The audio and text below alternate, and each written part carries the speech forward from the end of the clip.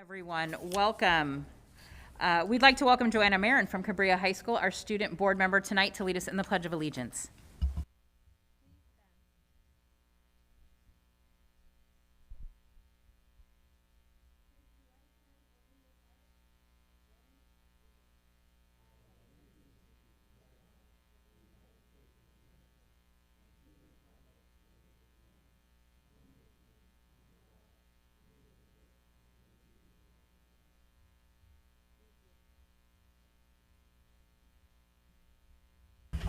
Thank you. We welcome those who are here for purposes of addressing the board at the proper time in the order of their request. If you wish to speak during the meeting, please fill out a form indicating the name and agenda item to which you wish to speak. You may also make a request to give testimony on an item not listed for discussion today. However, full discussion on any item not listed on the agenda will have to be delayed until such a time as the item can be publicly posted in advance as a regular agenda item. If you wish to ask questions, please address them to the chair and not to individual members of the board or staff. The board has been meeting in closed session regarding matters listed on today's closed session agenda and wishes to report that no reportable actions were taken. Public hearing, we have none. Call for agenda items for separate action, adoption of the agenda as posted. I know Mr. Zaid wanted to make a notation, as well as Mr. Otto.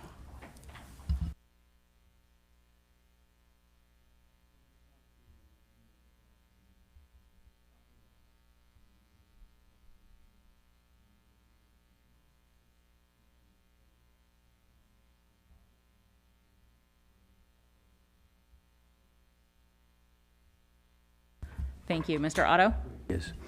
Yes, with regard to board item 20.1, I would like to move to amend the signature page and make the first signature the vice president instead of the president due to the absence of Mr. Benitez. Thank you. Do we have a motion? So moved. Second. Any discussion? We'll take a roll call vote. Mr. Miller? Aye. Ms. Craighead? Aye. Mr. Otto? Aye. And I vote aye. That item passes 4-0 with no abstentions. Approval of minutes. Move approval. Second. Any discussion? Seeing none, roll call vote. Mr. Miller? Aye. Ms. Craighead? Aye. Mr. Otto? Aye. And I vote aye. That item is approved 4-0 with no abstentions. Student board member. So Joanna Marin did such a great job and professional job on our Pledge of Allegiance. Welcome from Cabrillo High School. We'd love to hear what's going on with you and at Cabrillo. Thank you. Thank you so much. Well, first and foremost, I would like, good evening, board members, Superintendent Dr. Baker, and Long Beach community. I am Joanna Marin, the ASB president at Cabrillo High School. I see myself attending college next year. Fingers crossed on University of Oregon. My major will be biology. My future career is to become a successful pediatric surgeon. Ooh, look at you. I would like to thank my supporters who came here today. My mother, Annette Marin, my father, Amado Marin, my sister, Jenna Marin, my principal, Dr. Poffenberger, and last but not least, Ms. Ganeri. It's an honor to be here to talk about all the amazing things happening at Cabrillo High School. I can go on for hours, but I would try to keep it short and hopefully knock your socks off. As you all know, we have been in the pandemic for quite some time, and students are not feeling as safe as they normally do. That's when we, as the student leaders at Cabrillo, find ways to break the ice and make students feel more comfortable on campus. I would like to start off with describing our Thankfulness Week in November. Many people don't celebrate Thanksgiving, so we want to make sure they didn't feel left out. Giving back to Cabrillo, we had a rally and we gave out cotton candy during lunch. We also had a poster out for students who can write down what they're thankful for, whether it's for their teachers, counselors, friends, or family. We also brought back our annual winter blood drive, and it went amazing. Many students and staff participated by donating blood. As ASB president, I would have to say the blood drive was a big success. I can't wait for spring blood drive. We hope to increase our participations. My goal as ASB president has been for us to gain students' trust. We give, we ask, we give again. Our main priority is to have as many kids participate and also have a voice in school. When we had our winter formal in December, afterwards, we asked students for feedback so they know we have interest in their opinion and that we care. We want them to see themselves as leaders. I would like to acknowledge and give a big thank you to Dr. Baker for providing additional funding through the Cabrillo and Jordan Transformation Funds to Cabrillo High School Pathways, CED, AGL, SACMA, and CalJ. Not only to our pathways, but for the whole school as well. With the additional funds, we will be doing incredible things. We, as ASB, have been helping to get input from the entire student body. The science department will be getting new equipment to do cooler labs. Not only that, but we had over 100 kids go to the Hamilton, which is a show about the founding fathers of the United States, a group of American Revolution leaders who united the 13 colonies. Our music program will be getting a recording studio and so many things that will have a huge impact on our school. Once again, thank you, Dr. Baker, for not only thinking about Cabrillo, but for making our dreams for our school come true and making our learning experience even better. Before I go ahead and sign myself out, I would like to mention a quote I live up to by Kevin Hart. Be loyal to those who help you grow. You got a team, you keep your team together. You run as a unit. You got a team of people. It means they believed in you. They brought your dream. That means they invested into you. They invested time, energy, and effort. In return, you got to invest your vision and promise them that we're all going to win together. Thank you for having me here today.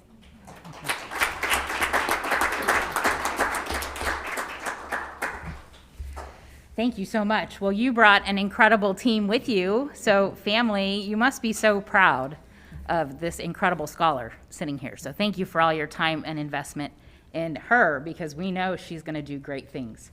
So our normal questions are to ask what your plans for next year are, and you have already shared your hopes and dreams with us. So we will light all the candles and hold a thought for University of Oregon. Thank you. Thank you so much. Do any of my colleagues have any questions? Just really quickly, you were talking about all of the great things that have been going on campus this year. Yes. Fantastic. What has been your favorite thing that's happened on campus this year? Oh, wow.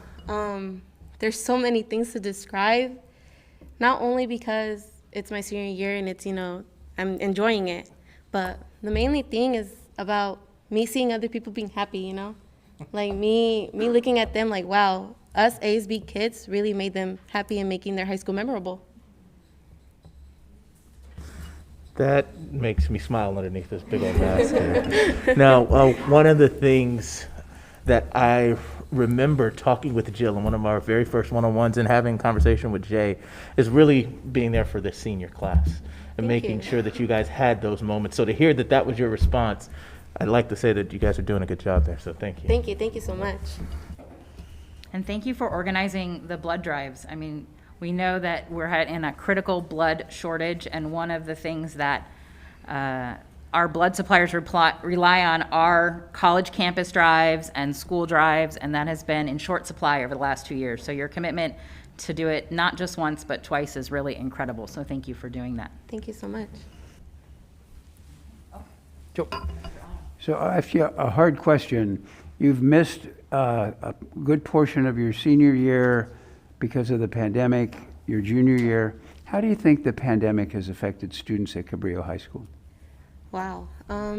I would have to say, yes, I did miss a portion through my junior year, but now that we're back on campus, it feels like I'm making it up, Good. I'm pushing myself harder, going through, like have everybody else is, during the pandemic, all you gotta do is just push yourself harder and don't give up. Mm-hmm. Can I say one more thing? Can? This literally has nothing to do with academics, but I gotta say something here. these nails you have today are so fancy. I love it. I love it. Thank you. Thank you so much for sharing your story and what's going on at Cabrillo. We know it's a school night, so if you've got to get home and do some work or celebrate with your family, we totally understand. You're welcome to stay as long as you like, but know that we don't expect you to stay if you've got things to do at home. Thank you. Thank you so much for having me here. All right, take care. Okay, recognitions and acknowledgements, student, staff, and school celebrations. Dr. Baker or Mr. Itzen?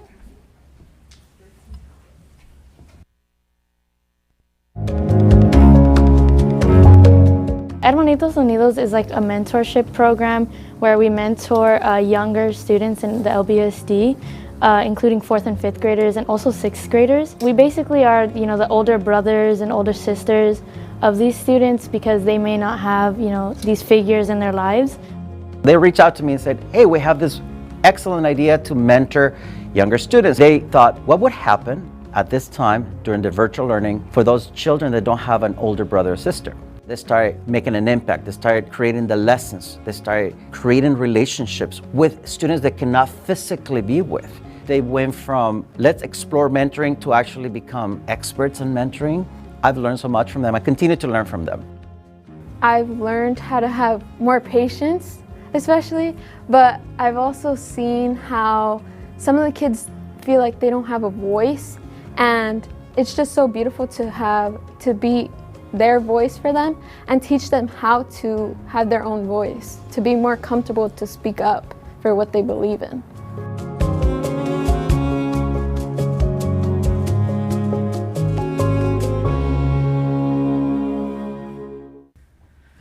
Thank you, Mr. Itzen. We say that we have 86 amazing campuses and stories everywhere, and so, Mr. Itzen, thank you for continuing to tell the stories that we might not always hear about, but we know are happening on campus. Thank you for that.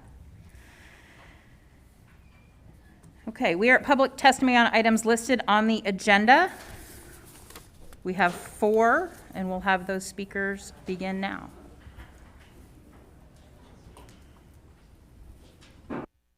First speaker is Caroline Thompson. Good evening, school board members, President Benitez, and Superintendent Baker. I am here to comment on agenda item 20.2. My name is Caroline Thompson. I have a daughter in this district with an IEP.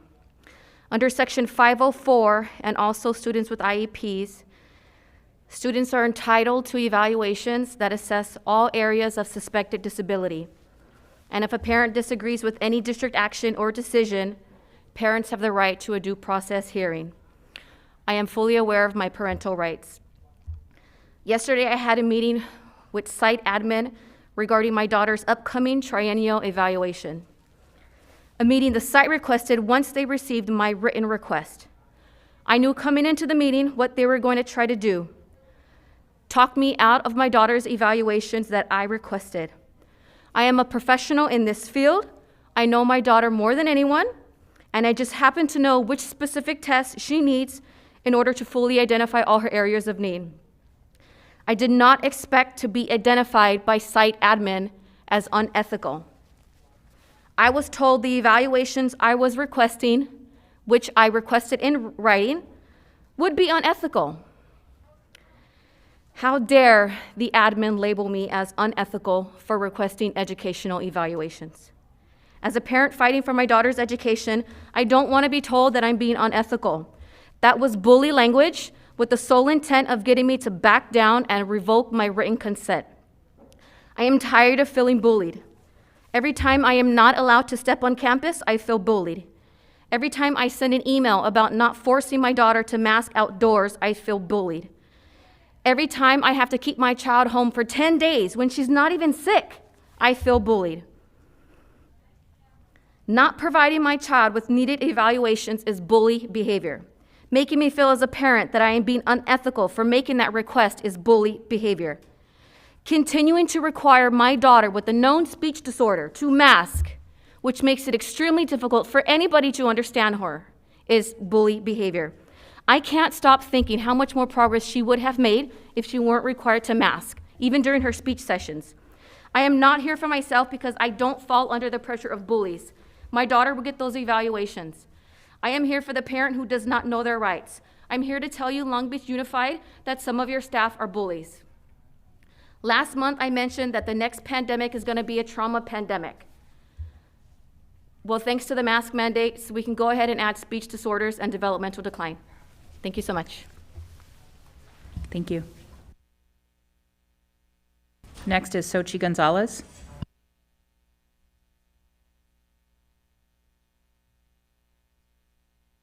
Yeah. Sure. Hello. I have a medical mask exemption on a record. Leticia Rodriguez and Julie told me to let you guys know about that. Okay, I'm just acknowledging that there is a mask requirement inside, but you have one on file, you're saying. Correct. Thank you. You may begin. Okay. Well, hold on. Stop my timer, please, because. Yep. Hold on. Can we My reset 3 the timer, minutes, please? Okay, thank you. I'd like to first thank you all for allowing us to have an opportunity to express our concerns as parents and constituents. My topic of discussion is item 20.2, education under section 504. Section 504 of the Rehabilitation Act of 1973 requires that any entity, that being LBUSD, receiving federal financial assistance must ensure that persons with disabilities are not discriminated against in any and all aspects of employment or denied access to the goods or services, that being a free public in-person education that these federal funds recipients provide. I'd like to preface that I have family members with both physical and mental impairments, specifically family members that have committed suicide because of emotional and mental illness. According to 20.2, this governing board believes that all children, including children with disabilities, should have an opportunity to learn in a safe and nurturing environment. That students shall be provided an equal opportunity to participate in programs in an educational program. Students with a disability means a student who has physical or mental impairment which substantially limits one or more major life activities or is regarded as such. According to 20.2, mental impairment means any mental or psychological disorder such as mental retardation, organic brain syndrome, emotional or mental illness. This brings me to my main topic. Per 20.2, page 2, it states, substantially limits major life activities means limiting a person's ability to perform functions such as, to name a few, seeing, hearing, reading, concentrating, thinking, and most important, breathing. You state major life activities also include major bodily functions such as functions of the immune system, normal cell growth, neurological, brain, and respiratory. Now, if there are no long-term studies of safety on masking our kids for 8 hours a day, why then subject them to clear and present danger? Why? It's already been proven that children ages 3 to 5 have speech impairments and delays due to being masked for the last 2 years. You don't think that forcing masks can potentially cause further neurological damage and normal cell growth? As of yesterday, indoor mask mandates were lifted. Why not for our kids? That's not following the science. What is your real intent for our children? Torturing them? The one group that has never been at risk? Is your intent to destroy their lives, make them terrified to breathe, let them never see a smile, get them dependent on antidepressants because they've lost all social skills and feel less human by being muzzled and afraid all the time? Enough physical, emotional, mental, psychological damage has been done to all 70,000 students in the Long Beach Unified School District. Enough. California is the only state that hasn't lifted the school mask mandate, and so I ask you why. It's been 713 days that the governor of California declared a state of emergency. Long Beach, it's time to unmask our kids. Thank you. Thank you. Next is Peter Diebel.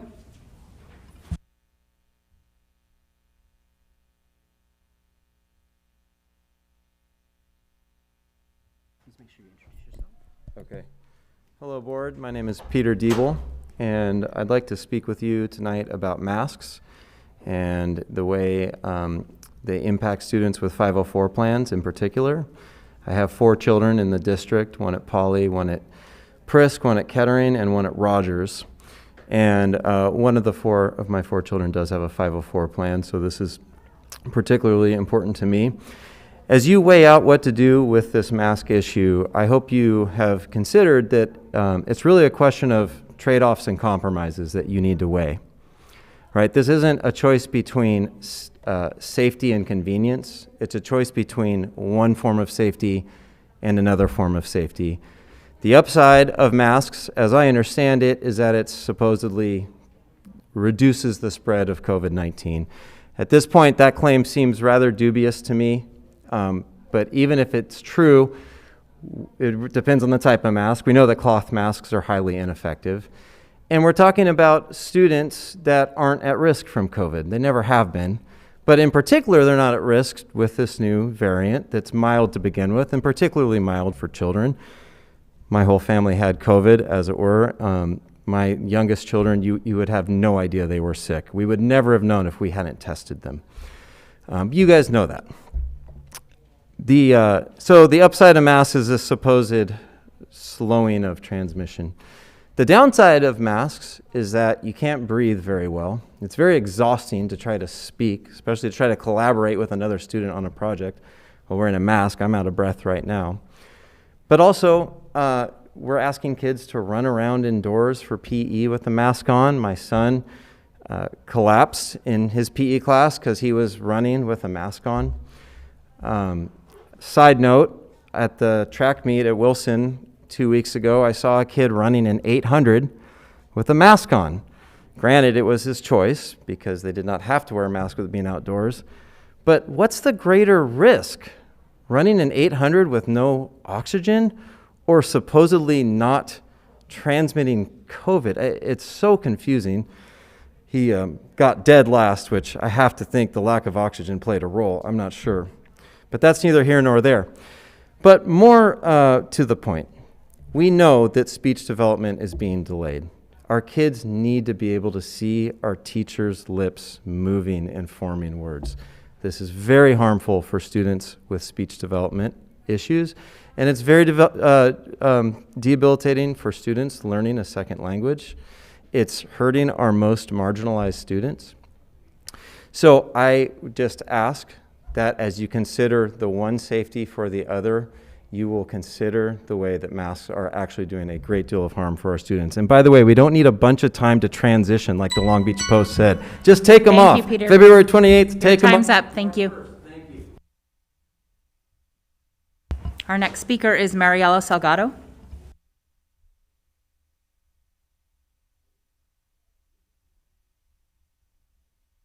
Hello, everybody. 3 minutes on the timer. Please introduce yourself. Absolutely. Good evening. Board, staff, and Dr. Baker, Superintendent. My name is LaSalgado. I'm here to speak on item 16.1, LCAP mid-year report. I wanted to just reference one of the goals within the report. It is goal number 5, active engagement.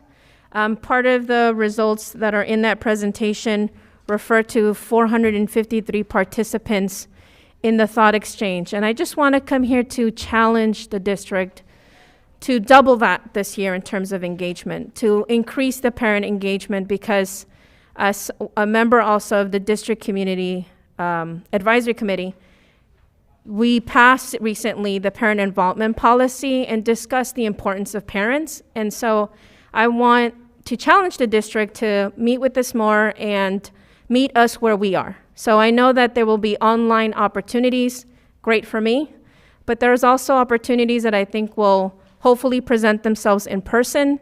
And I would love to see you all and our board members to listen to their constituents on these matters at PTA meetings, at like the vision meetings that you guys are hosting now across the district, particularly in Title I schools. And for someone like myself as a parent of 2 young learners, a first and a third grader, that you may provide, and hopefully you can provide, even care for us. I mean, I miss the time when I could be at a meeting and have my children cared for and not worry about trying to rush home right now, for instance, for dinner. So I just want to challenge you all to engage with us, not just in the same path that you did in the past, and I understand why, but also as you consider other opportunities that you do provide the space and across the entire district. The other item I wanted to talk about is regarding the metrics.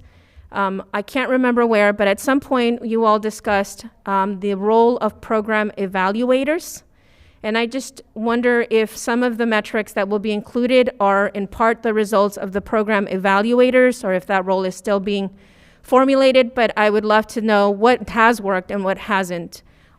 Because I think that's important for us as parents to know what is the district trying to do and what isn't, what are we learning as we continue to move. And I know you all do that, but I wanted to just circle back on that one row.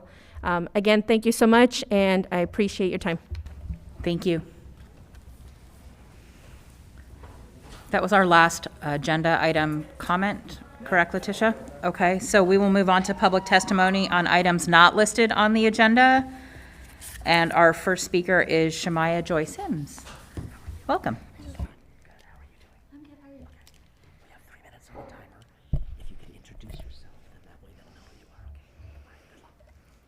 Hello, Long Beach School Board members. My name is Shamai Joy. I'm a 6th grader at Stanford Middle School. I'm here supporting the Long Beach Green Campaign.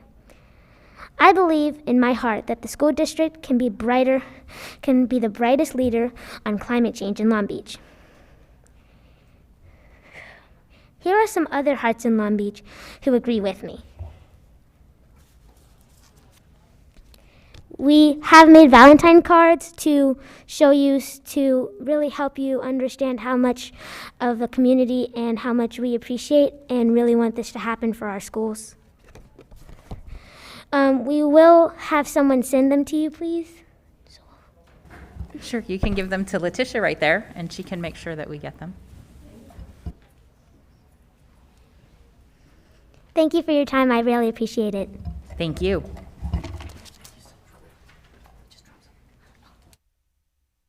Our next speaker is Emma Hoon.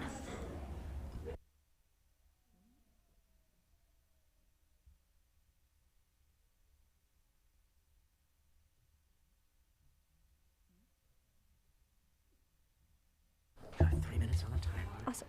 Please introduce yourself first. Thank you. Welcome, Emma. Hello. Hello, LBUSD board. My name is Emma Quinn, and I am a junior in the Quest program at Millikan High School. I'm the president of our environmental club and the lead of the Green Schools campaign at the school. I've been so excited to be working with Polly and countless other schools in working towards a greener district. I'm here to show you the vast support of students through Valentines. Our incredible ASB at Millikan has been helping us this past week in creating these cards for the board. I'd like to share a few poems written by the students at Millikan about our planet. From Joaquin Iglesia, class of 2023. To the earth that gave us life, to the earth that removed me from strife. Thank you for blessing us with your beauty. Thank you for being that little cutie.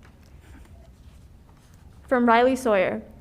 This planet is beautiful, the one we call home, with millions of acres for the animals to roam. But it's slowly dying thanks to mankind, and now we're left with this problem, which tends to leave people blind. Blinded from the fact that the earth is getting hotter, that the ice caps are melting, but people still don't tend to bother. If we make a change, even just a little each day, we could save our poor planet from a terrible decay. From Katia, class of 2024. Earth, I love and cherish you, with your sky and oceans so blue, your trees and bushes so green, and a diversity of species like I've never seen. Although I wish your atmosphere could be as clean, which is why I want renewable energy so that the world can be seen more clearly. And finally, from Sharon. I love the earth and everything it gives. I love the plants and the beauty it lives. I love the animals and the fishes at sea, for I am a part of the earth and it's a part of me. Additionally, I have some more Valentines that I'd like to show you, and I'd love for someone to take them for the board. This one says, "It's getting hot in here," and it has a little earth and fire from Morgan Doherty, class of 2023. This one has the earth in a heart from Phoebe M. in class of 2023. This one this one says, "Love is in the air." From Addison, "Roses are red, violets are blue.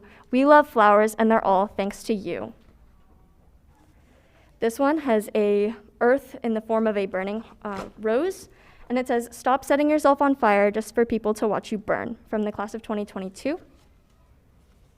We love our earth, and here's 10 reasons why. You're one of a kind. You give us everything we need. We have beautiful oceans. Your animals are perfect. You give us water to drink. You give us oxygen to breathe. You have so much diversity. Your green spaces are so gorgeous. Your atmosphere protects us, and you are our home. From Metzley, class of 24. This one's really cool. It has a pop out. It says, "The only Earth we've got to save and protect. Together we can save the planet." This beautiful work of art with a silhouette with a poem on the back from Caitlin Lee. "There is no other place I'd rather be than home." And this one. Thank you, Emma. Thank you.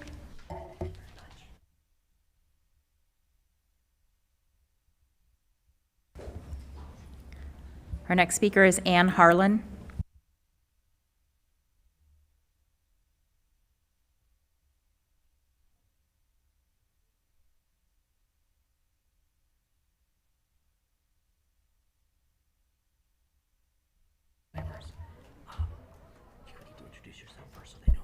Okay, wonderful. Thank you. Welcome. Good evening, everyone. I'm Ann Harlan. I'm currently a senior at Long Beach Polytechnic High School, and I've come to share with you some of the Valentines that students across the school district have created in support of the Green Schools campaign. First, I would like to share with you this tree that was created by the Poly Library. It is covered in notes that spread love for the earth, and these notes were created by Poly students. Some of the notes say, "I love a clean LBUSD.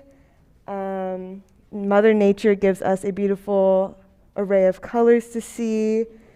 I can't breathe without you." Just some really incredible notes by our students. I also have some Valentines that were created by students across the school district. This is a Valentine created by a junior at Millikan. It says, "What we save saves us." This is a Valentine created by a senior at Millikan that says, "We love the earth."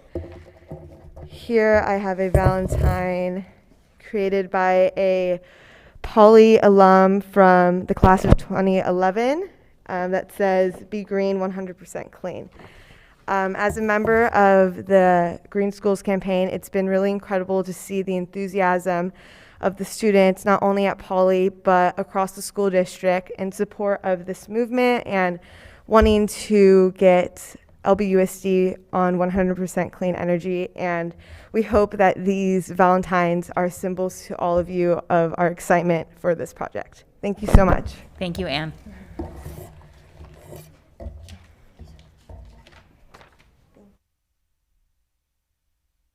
Our next speaker is Stella Scarlett.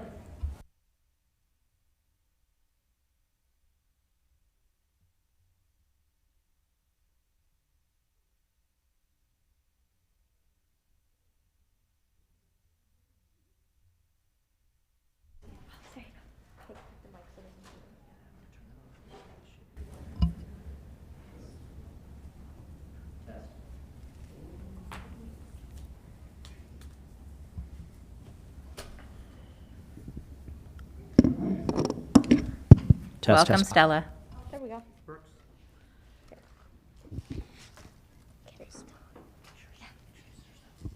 Hello, my name is Stella, and I'm from Longfellow, and I'm from the Long Beach Green Schools campaign, and I love flowers and trees, and the fossil fuels are killing the things I love, and people made Valentines for the community.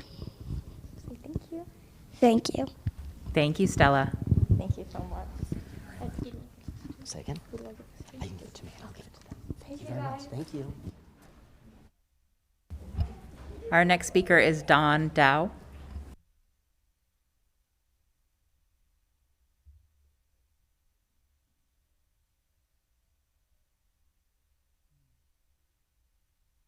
And please introduce yourself.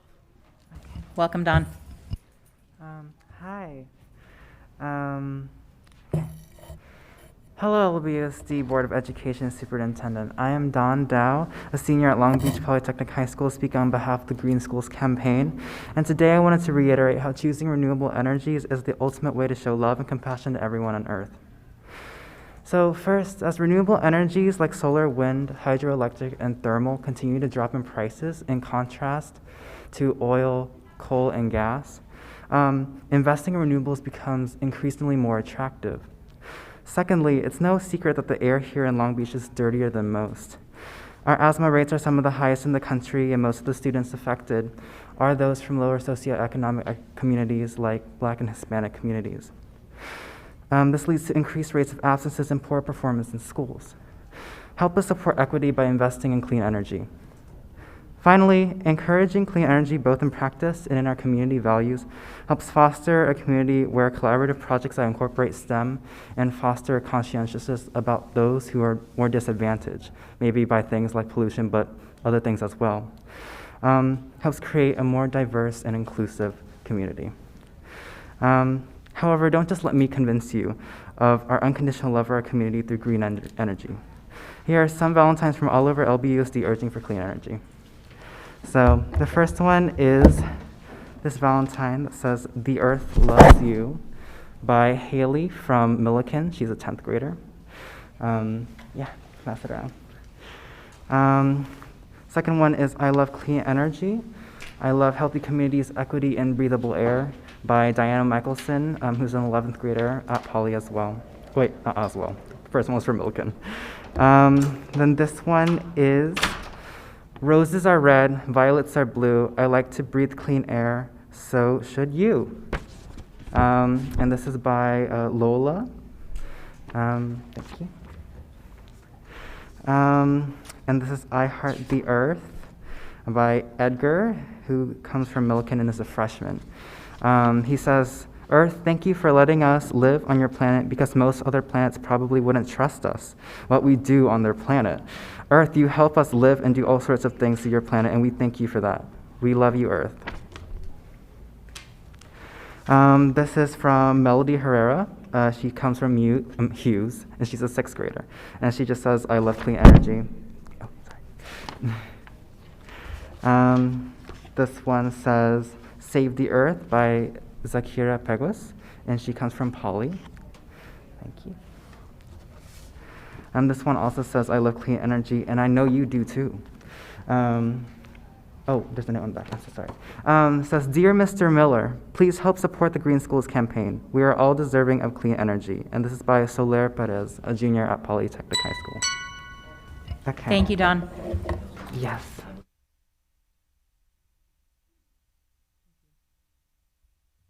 Our next speaker is Minerva Juarez.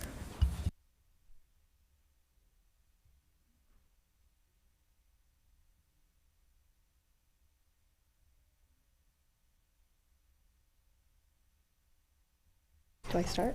Yes, please. Okay. Hello, my name is Minerva Juarez, and I'm a teacher at Gompers, Holmes, and King, and I'm here to speak against any COVID shot or mask mandate. From my personal experience with the mask, I feel like I can't breathe. 2 weeks ago at Gompers, I almost passed out from not being able to breathe. I went into the office and told them that if I pass out, it's because I can't breathe. I have to constantly pull my mask under my mouth so that I can take a breath. We are in a classroom with the powerful air purifier that you guys provide, so thank you, and no more than 30 kids per class, so I don't understand why there's still a mask mandate. My students have to wear a mask, and when they do, the masks are so disgusting. The school does not provide a new one for every day. They are not reusable, but they reuse them so the students have saliva and boogers and dirt, like right here in the middle. This can cause breathing problems, not to mention that the students with speech problems are having a hard time understanding us, and we have a hard time understanding them, that I have to constantly tell them, "Can you please speak up?" Sorry. The vaccine mandate, so now there's something else. The vaccine mandate should be a choice, and not saying that you already put this mandate on us, but it should be a choice, especially if the vaccine poses a risk. So many people are dying from heart attacks. My friend's wife, Stephanie Ewert, just died of a heart attack, leaving 2 boys from Patrick Henry with no mom. If Europe is classifying COVID like a common cold, why go through these measures for all? I only take medicine if I'm sick. And when I'm not sick, I don't take anything. I'm healthy. I have not had the COVID shot, and I'm still working at 3 schools with all these kids, and I haven't been reinfected. Because of this fear of and anxiety that I have with the district bringing these mandates, I bought a home in Missouri. And I even have a second job now after school, just in case the district brings a mandate to Long Beach. Please think about our children, all our students, and their health. If our district is so big on differentiation, then there should be differentiation with any vaccine mandate or any mask mandate. Thank you. Thank you, Minerva. Our next speaker is Anthony Kruzik.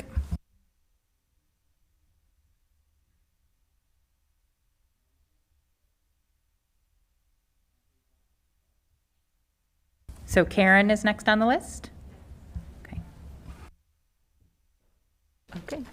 My name, dear board members and Dr. Baker, my name is Karen McJunkin, and I work as a 3-hour employee in the cafeteria at Millikan High School. I have 2 children that went to Long Beach Unified Schools. During the pandemic, I reported to the Nutrition Service Center. I will never forget standing on the cold concrete floors trying to social distance while the supervisors were taking roll call. I remember looking around at my coworkers thinking, am I going to die because I'm around these people? Am I making a horrible, irreversible mistake? I didn't want to be around any people, yet I was around hundreds.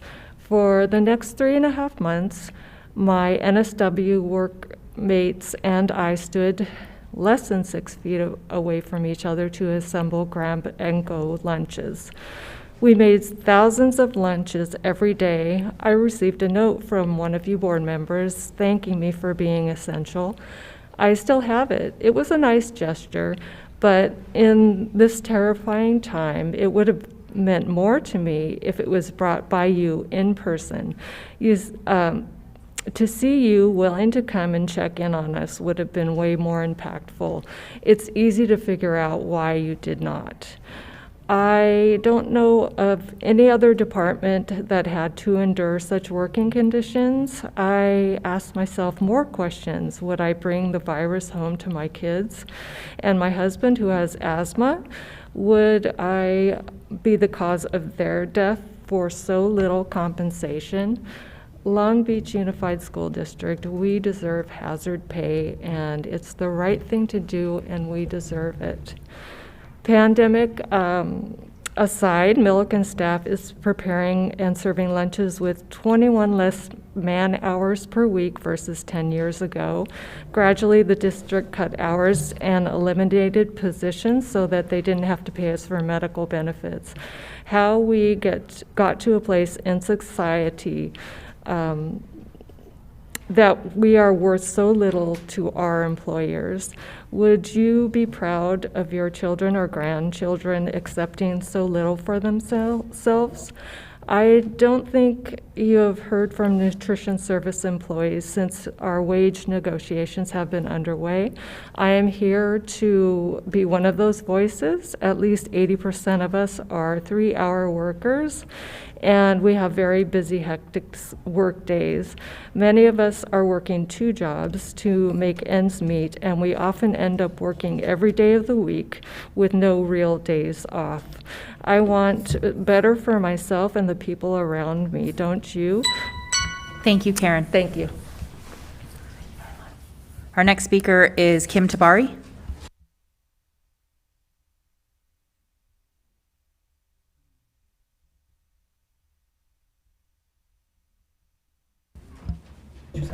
Welcome. Hi, everybody. Kim here. Good to see you all. Going off script today, and just really here to remind you all about the incident that happened on September 28th, and Mona Rodriguez was killed by a school safety officer who is no longer with the district, thankfully. I had the opportunity to see him in court the other day when he was being arraigned. But I'm here to first say thank you to Dr. Baker and Dr. Brown for sitting down with us at the table with the Safer LBUSD team and lots of community members and faith leaders to figure out what safety looks like for our schools and what do we think about as safety. Do we add social emotional learning to safety? What are the buckets of safety? It's not just men with guns or women with guns. And so it's not lost on me that 5 months later, we still have an armed guard outside of this very building. So if there's an issue happening outside with protesters, is he gonna start shooting at someone? I mean, what is the purpose here? So I'm here as a reminder that, Mona's death shouldn't be in vain. Yes, her organs were harvested and went to some wonderful people, so she lives on in that way. But the policies and the procedures and the protocols in our schools have to change. The communication piece should be a little tighter. When incidents happen at my son's school, I don't get a communication that this happened, right? Folks are not over-communicating. We're in an era where I find out things from the Long Beach Post or the Long Beach Press Telegram, but not from my son's school. So please, I'm asking you to please stay with the rigor of over-communicating to parents when things are happening at the school and figure out what those procedures and protocols that the district can implement across the city. Thank you. Thank you, Kim. Our next speaker is Brock Satterwhite.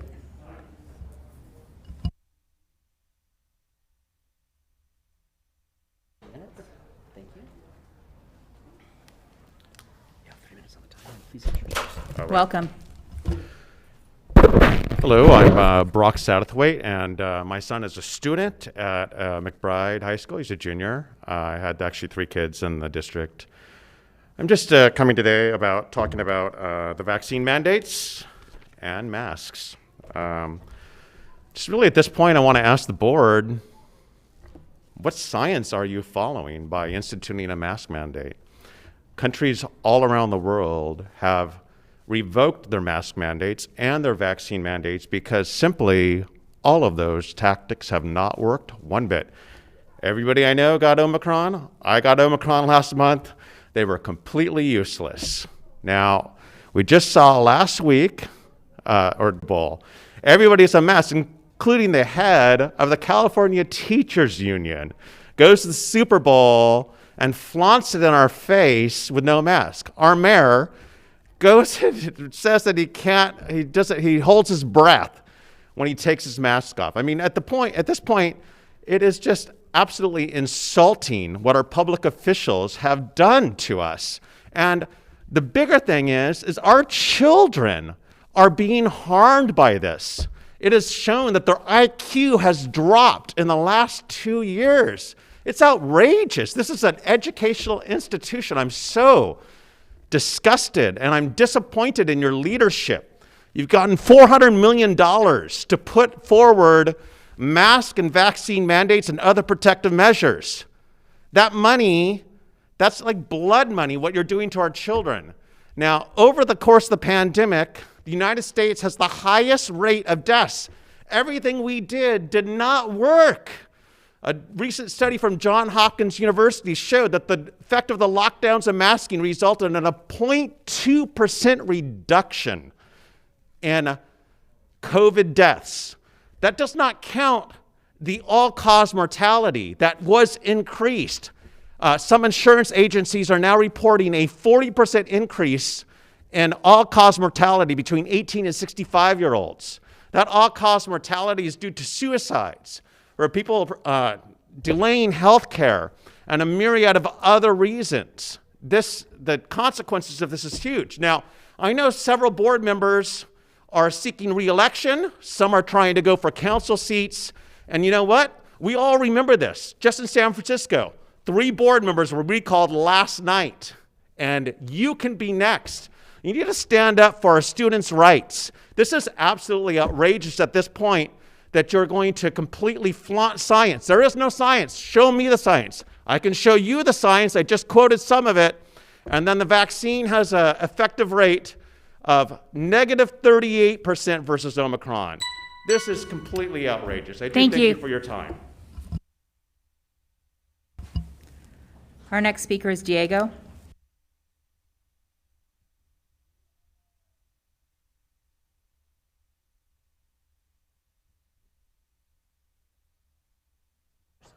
Welcome, Diego. Hello. Hello, LBUSD Board of Education. I'm Diego Gutierrez, and I'm here to advocate for 100% clean energy. Growing up in Long Beach, I've endured pollutants caused by fossil fuels, and these fossil fuels have also affected close friends and families. Whereas just up north of Long Beach, I've gone on runs that I felt great. I felt like I've had no limits. I've gazed up at the stars, and I've just to look at the beauty. And I also want others in Long Beach to have that same experience and enjoy the beauty. So I'm here to advocate that we transition from fossil fuels to 100% clean energy. Here we have some students from LBUSD who have also wanted this change. And here's Charlotte Peterson from Polytechnic High School. Here's Gabby. Here is Lily from Milliken. And here are many other more.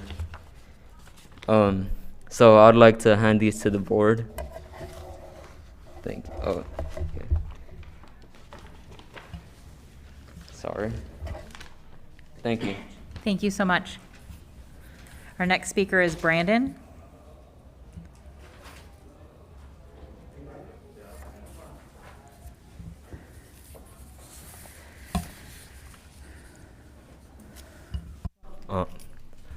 Hello, my name is Brandon from Camps High School. I live in Long Beach, and then I'm in 10th grade. Yeah, so I'm part of the GSC, as you've seen, and I'd like to tell my personal story. So on Valentine's Day, I went out for a walk, and I walked 3 miles, and then I seen how the area was. It was clean and fresh. The wind was nice, the weather was nice. So I'd like to explain that if you keep pushing for renewable energy, 100% clean energy, will keep the area nice and clean and healthy and safe for all the years to come, instead of relying on fossil fuels that'll make our environment more dirtier. So I'd like to keep, and I'd also like to explain another experience I had at my local park called Silverado Park. I went out and I saw how clean it was. There was trees and grass and plants, and there's animals you've seen, like squirrels and dogs running around, and it was good because it was healthy over there and nice and clean. So like I said, I want to advocate for renewable energy to keep that park clean and safe and healthy for everyone to come, instead of using fossil fuels to make that that place and the world around it more dirty and unhealthy. So there are some Valentines cards I have here, like on Ella Gabansi from Poly says, I love green energy. This card says, save the earth. And then this card says, I heart Long Beach, I heart clear skies and clean air. And then she says, I hope those in the future can too, by Kali, 9th grader and Poly. And then this card says, Dear Earth, thank you. And then this is from an Earth lover. This card says, we love clean energy and they want to save our planet. And this card is about energy, clean energy. And then this card is I Love Green Energy, and it's by Sally Nickerson from Rogers. And then this card has a lot of words like great and solar for renewable energy. And then this card is of the earth that says, please save me. This card says that I love green energy. And then these two cards say, we support green, and then I love the earth. Thank you for having me. Thank you, Brandon. Our next speaker is Soli.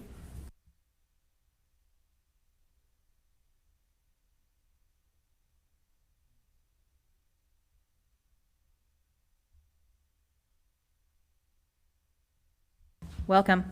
Hello, I'm Sully Nickerson. I'm a part of the Long Beach Green Schools campaign, and today we had some Valentine's Day Valentines made for you guys, and I'm so happy. There's a bunch of kids out there who put all of their efforts into these, and they're really, really wonderful. I wanted to highlight a few. This is by Lily P. from Milliken. She made this boat that says, "Convert to clean energy, don't make us live in boats." We also have this really pretty bracelet from Celine Millsap.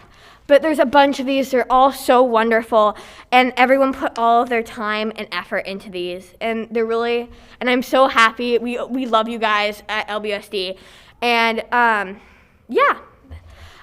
here I'll present some more. We have this one. Yeah, I can't even attempt to read this one, but so you guys will have to try to decode that. And so we have this really, this one's so cute. Please help our earth be healthier, renewable energy, and it has a little bunny on it. But either way, all of these are so cute and so wonderful, and I hope you take the time to read them. Thank you so much. Thank you. Our last speaker is Ruthie.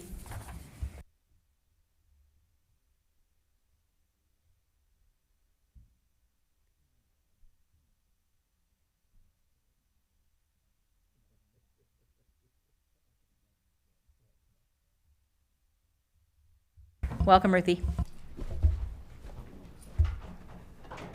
Thank you.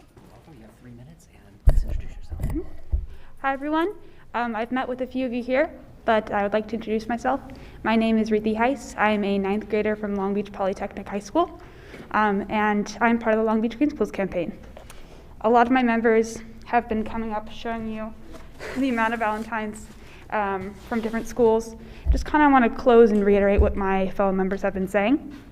I first started my climate activism journey in 7th grade at my middle school, Helen Keller, when I reflected on the amount of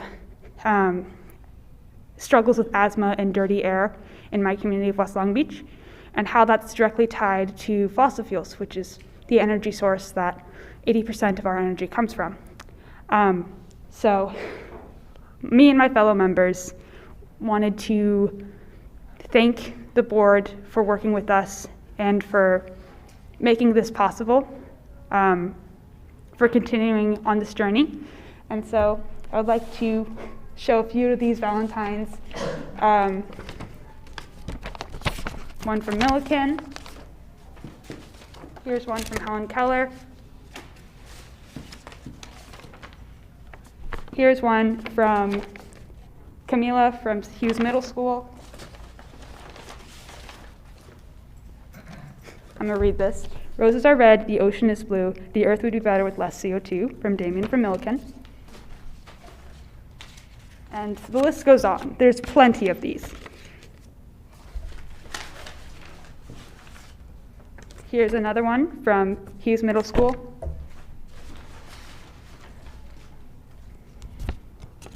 We want a future for our kids. Students across LBUSD want to make this happen. We want to see cleaner air for our children who are, we all know that children are disproportionately affected by asthma and dirty air, especially BIPOC, Latina, Black children in the west and north side. Children from LBUSD have come here to tell you, we want clean air. That is all. Thank you. Thank you, Ruthie. Thank you so much. Letitia, that's our full list of speakers, correct? Yes. Okay. So we will move on to staff report. LCAP mid-year report. Yumi, are you going to introduce your team? I'll introduce the team of James Suarez, Renee Arcas, Lucy Salazar, and George Sy, who will provide the LCAP mid-year report. As they're setting up, I want to remind the public who's watching at home or outside that the presentation that the team is about to give is available online. So if you go to the website, our main page, lbschools.net, you'll see an LCAP icon that looks like a little pie chart. You can do one click on there and you'll be able to pull up the slides and follow along at home if you're interested in doing so. And Mrs. Kerr, let me just put another plug in for lbschools.net/LCAP. That's what we're going with. So you'll hear that a couple times in this. So thank you for the opportunity to share progress about the LCAP tonight. I have some colleagues here with me, as this was a total team effort, went across departments. Here to speak to you tonight are Renee Arcus, Christine Pratt, Dr. Lucy Salazar, and George Sy.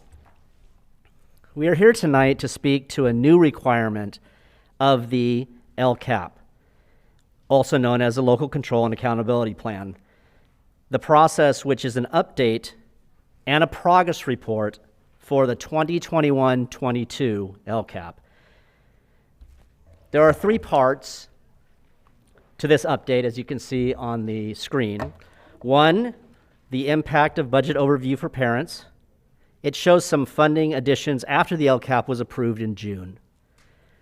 2, a supplement to the annual update, which is a California Department of Education template with 5 prompts. And the third part of the update is a mid-year outcome and expenditure data of the LCAP, which shows currently available expenses and outcome data. The comprehensive written report is currently available at lbschools.net/LCAP. This 42-page report shows each of these 3 elements with an exhaustive look at the progress of each metric in the LCAP, as well as up-to-date LCFF expenditures, line itemed to each of the actions in the LCAP. Again, this can be found at lbschools.net/LCAP. So let's begin with the California Department of Education's supplement to the annual update, which presents 5 prompts. The first prompt asks about engagement for the additional funding that LBUSD was allotted after the approval of the LCAP in June. After the board approved the LCAP in June, the state allocated an additional $11.2 million in LCFF concentration and supplemental funds. It's not unusual for the state allocations to fluctuate because allocations that are used to plan for the LCAP are a projected allocation, and it's based on prior year eligibility. Adjustments are made by the state to this allocation based on current year actual eligibility factors. So last June, we used a projection for the LCFF amount. That projection was from the state, which was adjusted by the state in August and again in October. And more on this will come in later in our presentation. Thank you, Renee. That said, our engagement activities follow our regular, consistent budget engagement process, which in October consisted of a thought exchange that asked the following question. As we continue to implement programs and supports identified in the LCAP, Learning Acceleration and Support Plan, and Extended Learning Opportunity Plan, what are additional supports that need to be considered? At that time, themes emerged that reinforced the belief that more interventions, including academic and literacy interventions, are needed in high-need schools. And as a result, LBUSD has hired 91 full-time equivalent literacy positions. This is important because the additional staff is precisely what the additional LCFF funding was to provide. And now to continue with partner engagement, here is Dr. Salazar. All right. Thank you, Jim. So good evening, everyone. So I'd like to share, So I'd like to share how LBUSD has engaged with our community on the use of one-time funds to support recovery from COVID-19, and also the impact on distance learning on students. So our engagement efforts with the community span over 2 years and can best be framed as a continuous improvement cycle where we plan, We study, and act to develop our budgets. That may sound familiar because I came last October and I described it in the same way, and our frame of thinking has not shifted. Our budget engagement process has served LBUSD well in the past in terms of understanding the perspectives of parents, community members, community agencies, nonprofits, staff, and students. So for this prompt, stating that starts at the bottom of page 2 if you're in the plan, where LBUSD has outlined past engagement around budget engagement, it reinforces 3 of our guiding questions. What practices would be most effective in addressing academic supports? What practices would be most effective in addressing social emotional learning? And what practices would be most effective in addressing student engagement and motivation? So as Jim mentioned, after over 1,000 ratings in our last thought exchange and numerous parent and community meetings, the recommendations and the input resulted in the formation of interventions and activities that have been now included in the LCAP, as well as other budgets, including the Expanded Learning Opportunities, or ELO plan, the Learning Acceleration and Support Plan, as well as ESSERs 1, 2, and 3. So beginning next week, I'd like to share that our budget engagement season opens.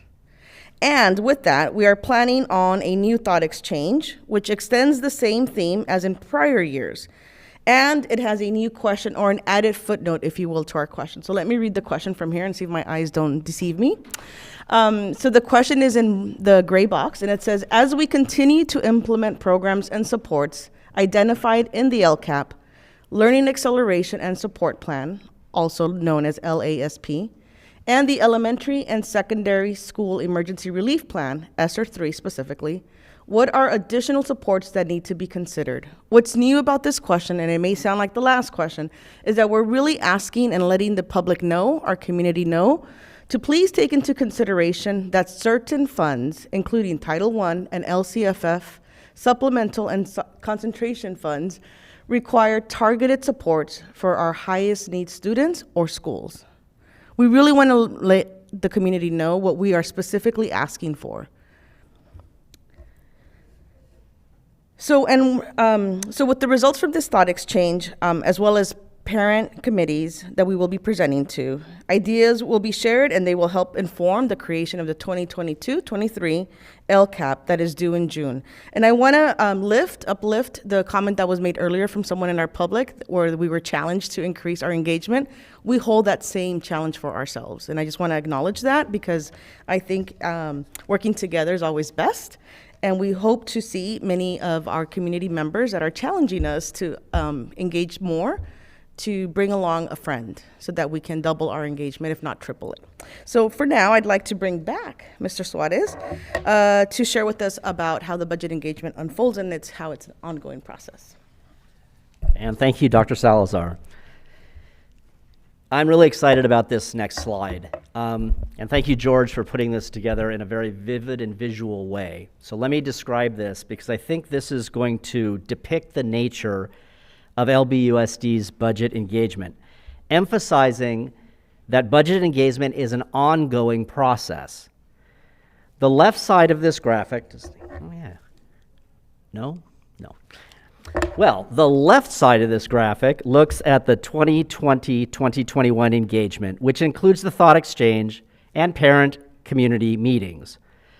The familiar guiding questions and the common themes that come out of input from parents, students, staff, and community was used for many district plans.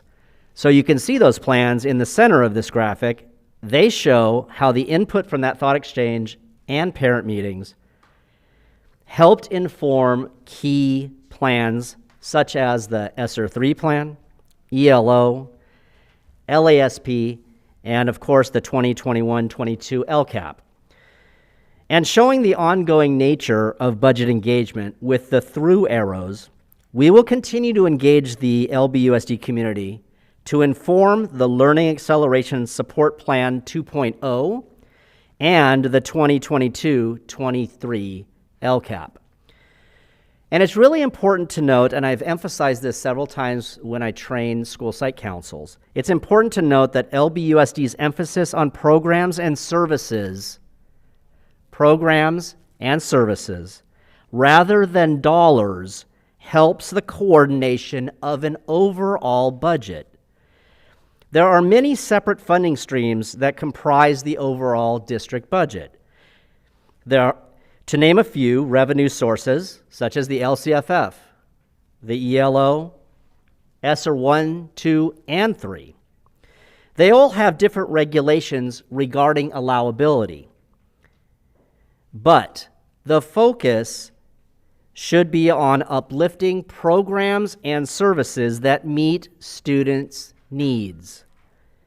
This allows LBUSD to determine a specific fund to use for a priority program, so long as the program is allowable under the resources regulations. This strategy has allowed us to map out a cohesive, multi-year budget plan rather than several distinct plans that may not emphasize student need or they don't prevent standalone projects that are unsustainable.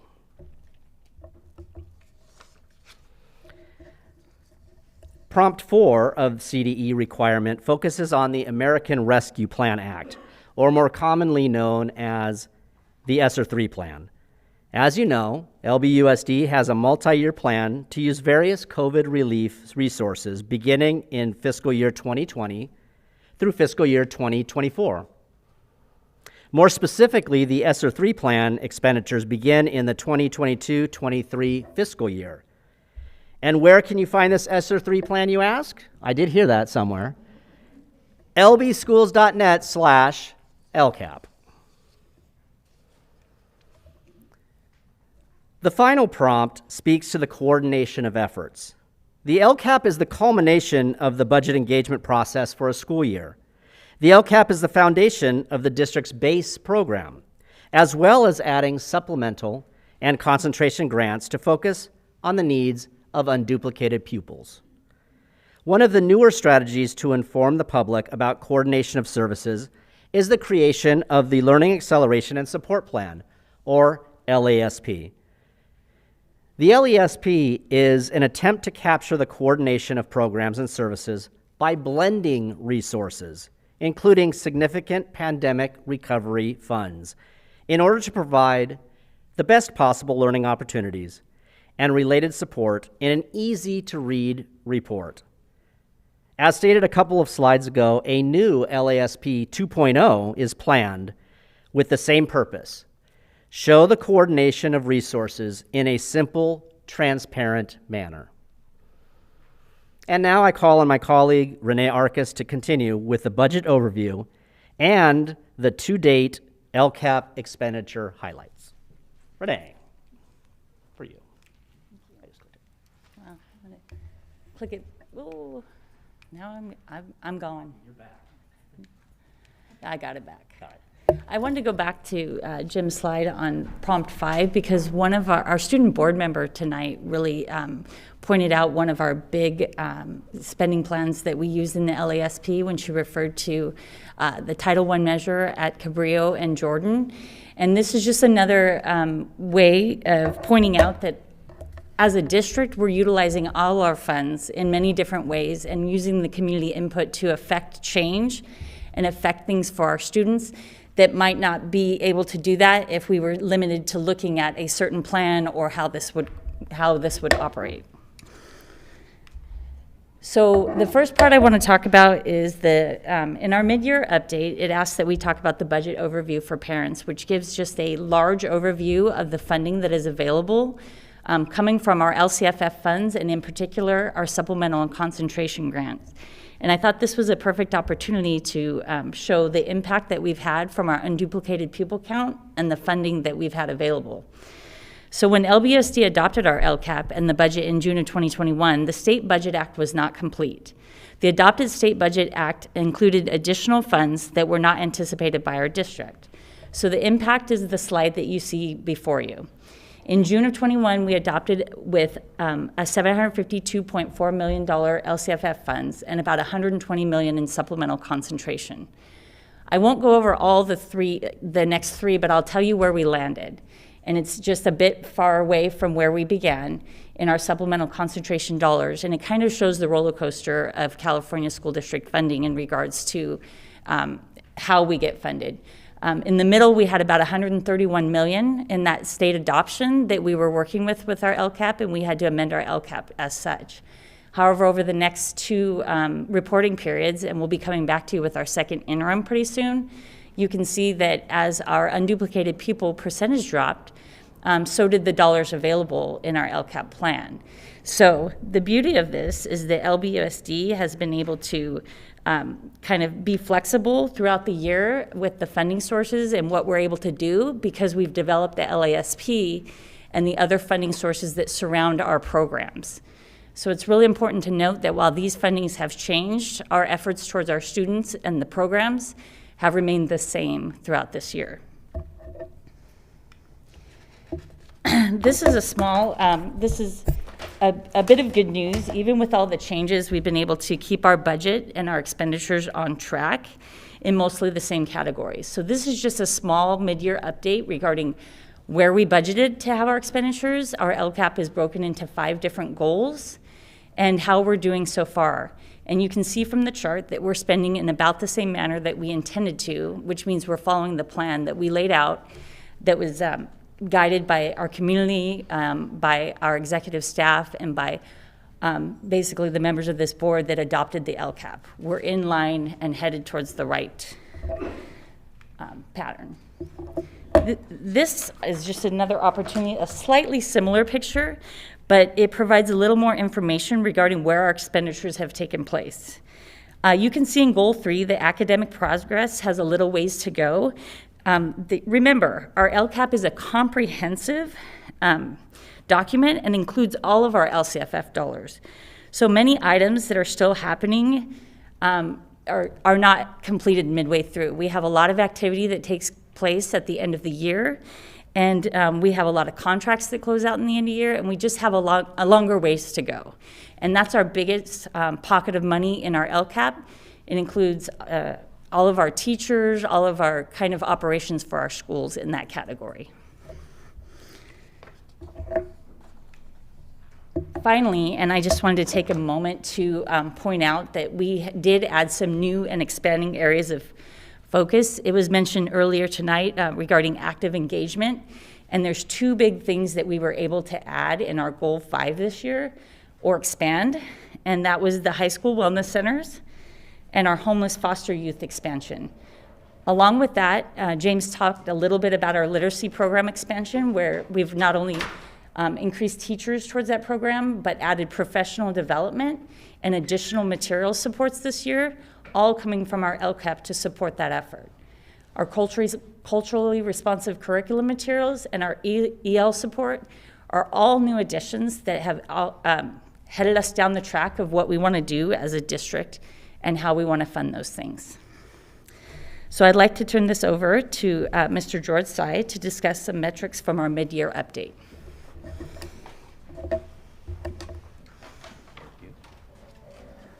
All right, good evening. So in addition to the expenditures, we're here to discuss the metrics or our progress towards our goals.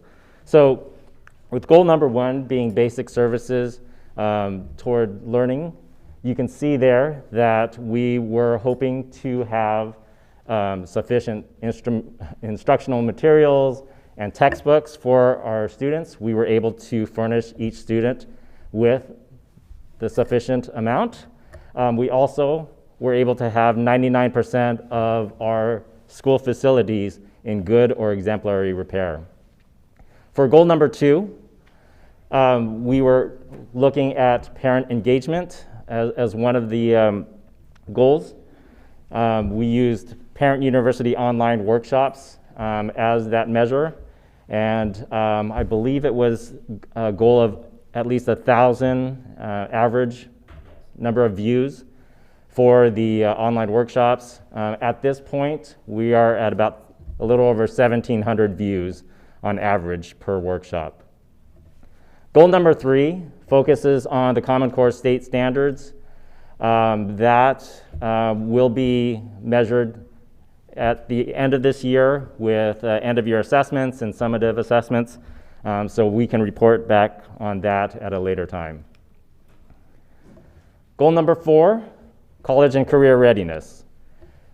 With the percentage of high school graduates going into a 2-year or 4-year college, we are currently at 66.6, about 2/3 of our class of 2021 going into a 2 or 4-year college.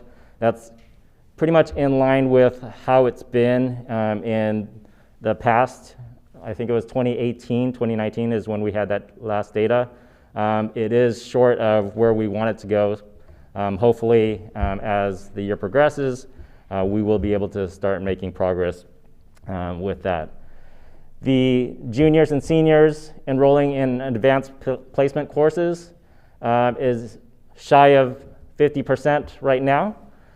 So we are hoping that it increases as well. Goal number 5, unfortunately with the impacts of COVID, our attendance rate and chronic absenteeism rate, just like the rest of the state, probably with the rest of the nation, was negatively impacted by that. So our attendance rate right now is at 90%, and our chronic absentee rate is at 25%. Suspension rate is at 1.7, and our goal was to be lower than the state suspension rate. Currently, I think we will just see. We are lower than how it was before. In terms of what's coming up, we are having additional metrics coming soon. So you can see here that we have the core survey data coming soon, LPAC, SBAC data, our college and career readiness in terms of dropout rates and graduation rates will be measured at the end of the school year. And then we have an additional plug and call to action where James may be talking about this website or web link. So I'm back, and I'm here to give everyone a call to action, everyone that's watching us through YouTube and everyone that will watch us after today. So I mentioned before that we have planned for the upcoming season of budget engagement with our stakeholders. And as part of our continuous improvement cycle, we are set to gather information and continue to study what are the expressed priorities of our stakeholders. So I'm excited to share that our first effort is the thought exchange I mentioned earlier.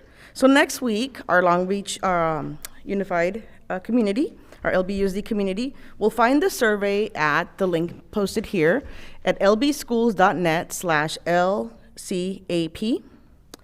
We will also post an LCAP timeline for our community to know what are the events that we are planning, in addition to promoting it through all our media, as well as directly with those that are currently in our parent groups. So we are also looking forward to gathering ideas and informing the creation of the budget for 22-23 LCAP, and we hope for maximum engagement. So if you're hearing this, let it be known that we are calling you to task, and we want you to participate with us, and we want you to engage with our survey, and we want you to, when you see a flyer, we want you to attend. We also hope to host as much as possible, if it's feasible, an in-person event, and you'll hear more about that, and you'll see it listed in our timeline. We do have, as the team has said before, we are really hopeful that our LCAP and budget development is one that is really engaging this year, knowing that we may have an opportunity to be in person. But if not, we will default back to our virtual sessions, and we hope again that you engage with us. So to close us out, so in closing, I just wanted to share, and I want to acknowledge the challenges and the impact that COVID has had on our staff, on families, and students. And we are also here to affirm LBUSD's commitment to providing programs and services that meet the needs of students. So we want to acknowledge and sincerely thank the hard work and dedication of our employees, the support of our parents, and the resilience of our students to continue our reach for excellence. So thank you, and we're done. Thank you so much. Colleagues, questions, comments? Anything for the staff? Mr. Miller? Yeah, I got a couple here. First, I just wanted to thank you for putting together such a comprehensive report here. And for somebody like myself, who is highly dependent upon visual aids and infographics, I really, really appreciate you, because I think that this update, at least the mid-year update, tells a story. With that, I do think that there are components where we could add additional content to telling the story of where we are. And I'm trying to make sure I choose my words properly here. In the space that we're in today, understanding the always very large elephant in the room of COVID-19, it would be remiss of us in leadership to not have the empathy needed to work within this space. But it does not change our roles and the importance of accountability. So I know that it's always difficult for us in leadership to find that happy hybrid, but I think that it's important. And so with that, there's components of this where I want to continue to hold us accountable while also carrying ourselves with the empathy needed to be understanding for the people that we serve. All right, and so one of my first questions is, now I know my buddy Juan would have a different one because it's a color question. On slide, this would be 10. On slide 10, we show this pie graph here. And I was just having a hard time telling which goal was it that has the largest expenditure rate thus far. I couldn't tell which one it was. Yeah, the coloring on that is really hard to see. Goal 3 is our largest, so it's probably a little easier to go to the next graph, which kind of shows the still shows the budget and the plan, just in a little different manner. Right. The first graph was showing that we are kind of spending in the same circles, meaning we are still doing what we intend to do with the funding. And the second one laid it out by goal, which might be a little easier to read. Correct. And so one of the things that, once again, as we're trying to tell the story, and I think we did that in regards to the activity that's occurred within the district, but I don't know if we we talked about some of the major metrics that have occurred underneath those goals. But I think that it would be helpful for the public if there was an explanation on what types of things each one of these goals support, what types of activities, and I think that a little bit of that is done on some of the later slides. Yeah, and the good news is that the full report, the 42-page report, has this laid out, and the goals have individual expenditure patterns in it. We just kind of consolidated it here to talk about our spending patterns, but for sure the public is able to go and see by line item what we're spending in each of those categories. Got it. And so, once again, I'm thinking about this as a Cliff Notes version of a story, right? A smaller version of a story. Yeah. One of the things the reason why I asked for maybe a consolidated version of that is because when we go into the LCAP metrics portion, which is on page 16, 15, 14, this page here, on 14 and 13, I think it would be. Once again, I think that we have some good explanations on what those goals are, which I appreciate. But once again, I think that if we're talking about holding ourselves accountable, there needs to be a form of comparison to the state average. And so I know we spoke a little bit to that earlier, but I think that would show not only us as board members, but the public as well, that we're holding ourselves accountable to not just being par, but being above par. So as I loved the presentation, and it went through a very basic understanding of the LCAP, which is much more complex than what you all deal with on a daily basis. I wanted to thank you, but once again, if we're going to tell the story of how we're spending And once again, also holding ourselves accountable within the LCAP. I think that it's details like those, though small, will go a long way. Thank you. Ms. Craighead, Mr. Otto, any? Mr. Otto? Just out of curiosity, what is the expected future of federal dollars in on these topics? Do we know it all, or is that something that is just a work in progress? Well, I'd say it's a constant work in progress. Currently, we have over $400 million in federal and state funding that was available, that was for or on behalf of one-time funds we talk about. I have not heard of any new federal or state dollars in regards to those, but there have been new, in January, our state budget came out, and there have been different dollars associated with some programs and stuff that we'll be looking at in the future. But currently, there's been no changes since our last update.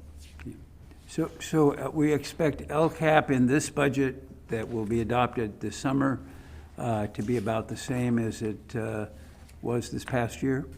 The LCAP dollars, remember, are based on two things, which is the attendance and the unduplicated pupil count, which I've shared here before. And our current unduplicated pupil count did go down. And so those dollars will be affected by that. And as you can see from our metrics, the attendance in our district has gone down. Right. So we have at current expectation that we're going to lose probably anywhere from probably $7 to $10 million in available supplemental concentration funds. That's the LCAP portion of the dollars that we're talking about. But there should be some other losses regarding the whole LCFF dollars as well. Okay. And generally, we don't know what's going to happen with federal dollars. We don't see any coming, but we don't know because it's federal. Correct. We have regular federal dollars, such as our title programs, that we continue to count on, that continue to support programs like the Cabrillo program that was spoken about earlier today. Right. We anticipate that there could be a small loss in those dollars that would be from the number of students in our district qualifying. But there also have been changes in the federal system that have provided additional dollars in those areas. Mm-hmm. So we continue to monitor the federal government. They do run on a different calendar. So sometimes we get that notification late. When we develop the budget, we develop it with the best information that we have possible. Great. And then we proceed to make changes throughout the year as we get more information from both the federal and state agencies. Great. Okay, that's very helpful. Thank you. You're welcome. Ms. Craighead? Yes. I have, I guess, more of a comment on the page 14 slide, the mid-year update. Actually, it would pertain to both pages of the mid-year update. These numbers are a snapshot of, this moment in time, and it would be interesting to know what we're comparing to in the past. Metrics like percentage of 11th and 12th grade students who enrolled in at least one AP course. We're currently at 48.7.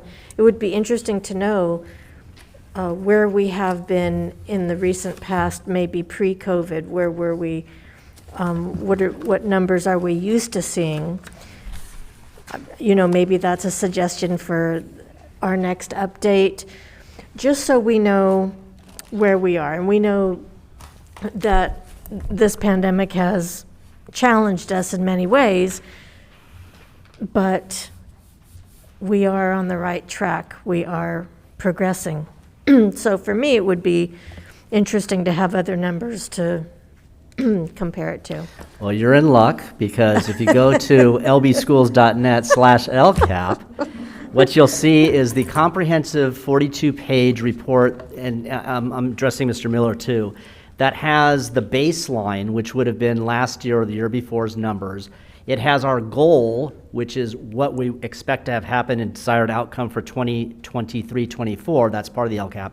And in the middle, this is the mid-year progress, which is what you see here. So I'll let George take it away with giving you that information that you just asked for.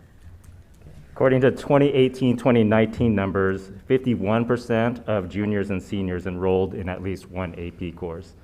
So we are down a couple percentage points from that. We had questions about the state average for absenteeism and attendance.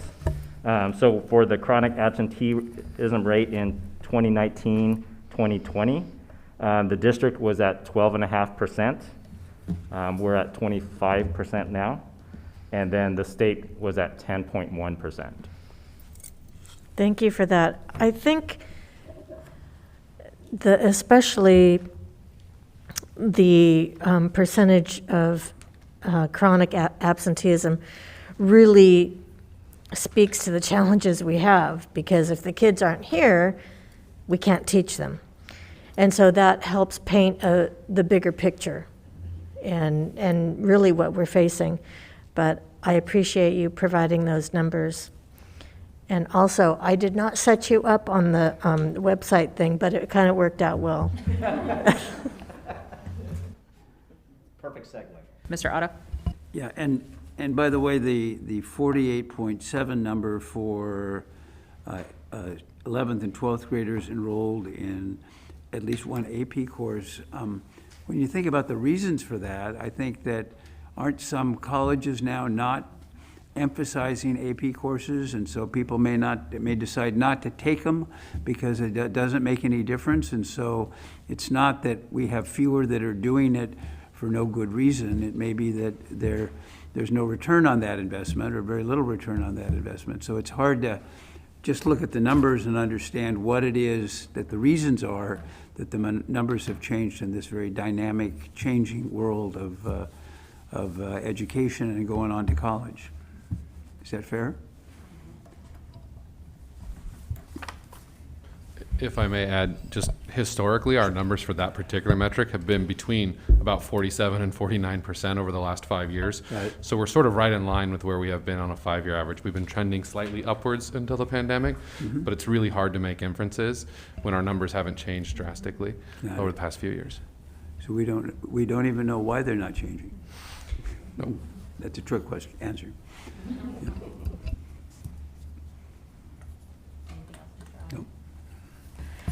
Yeah. Thank you, staff. Just a couple of observations. Thank you for the continuing conversation around budget. I know as a parent, and when I was engaged 10, 12 years ago, the budget conversation happened once, if not twice, both times in June, usually around an airing of a budget and then an adoption of the budget.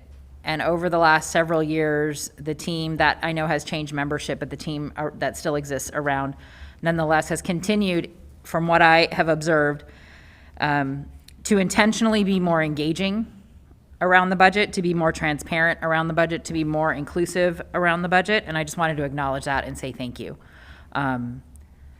It is drastically different than how it used to be. That said, we know we all have higher expectations for ourselves. You have expectations around doubling engagement and continuing to be more inclusive, continuing to interact in two-way communication with our community around the budget. But I just wanted to kind of stop in that moment and acknowledge the intentional work that's being done, and I'm appreciative of that. And on behalf of the public, I'm appreciative of that work. So that was my first thing. Thank you. When you spoke of the idea, I thought it was really important when you talked about, Mr. Suarez, concentrating on programs. So as we're engaging the public and we're engaging folks around what do we think we want for students, what programs do we want to see, what supports do we want to see, that de-emphasizing a dollar amount in the specific LCAP seems really smart, because we know the things that we want for students.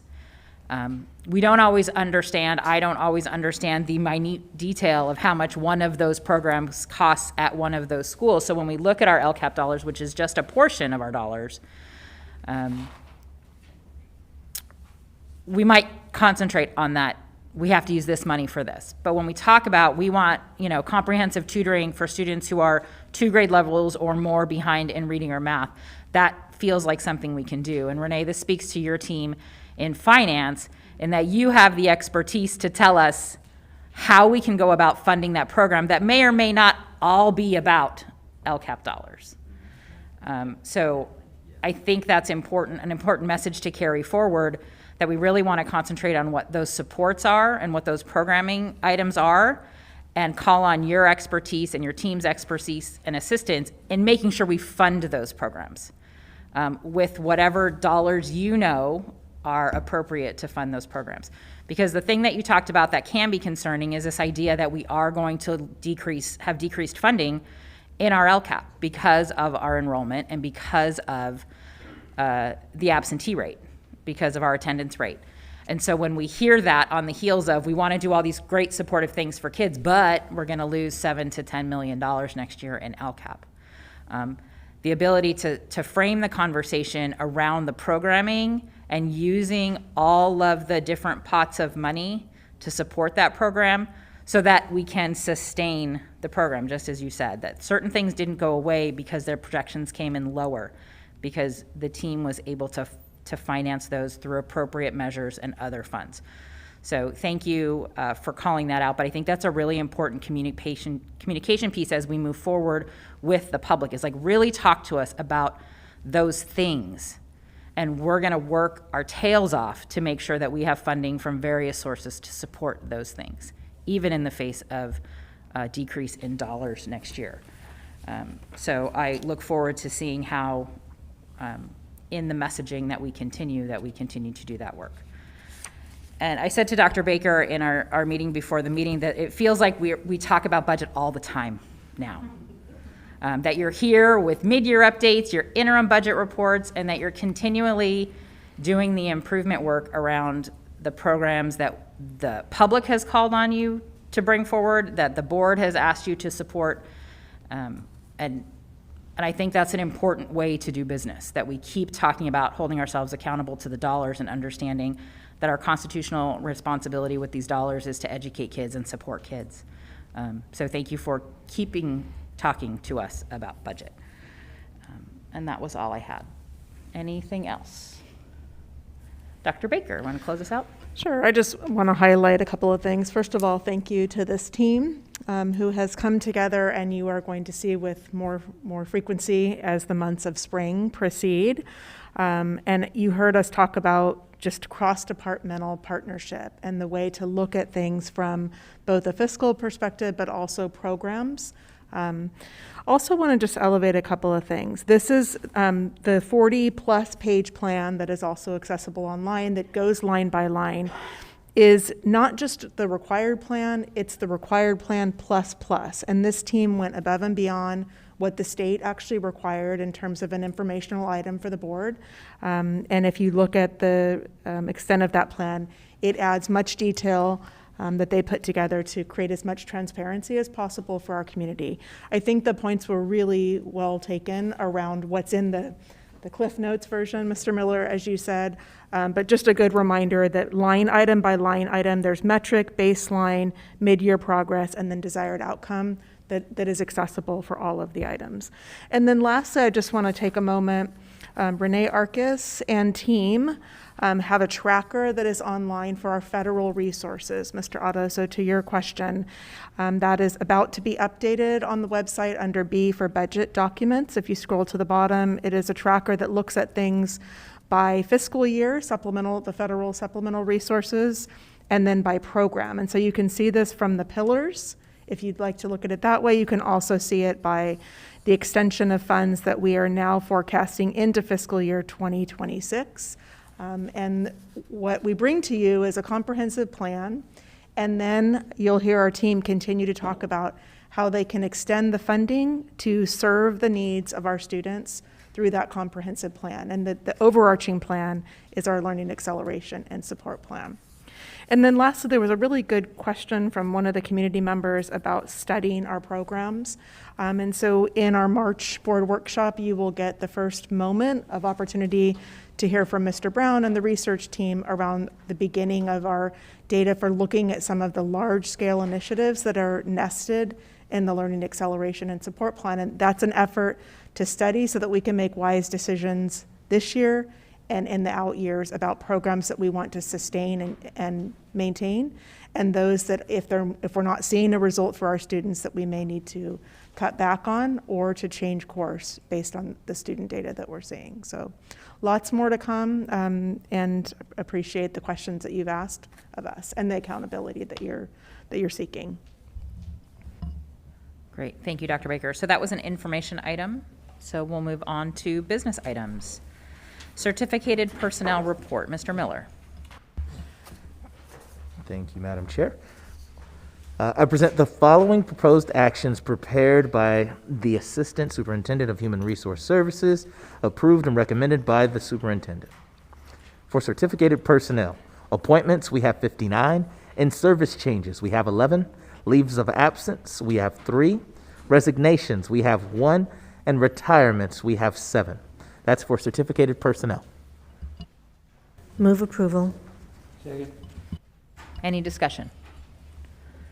Roll call vote. Mr. Miller? Aye. Ms. Craighead? Aye. Mr. Otto? Aye. And I vote aye. That passes 4-0 with no abstentions. Classified personnel report. One more time.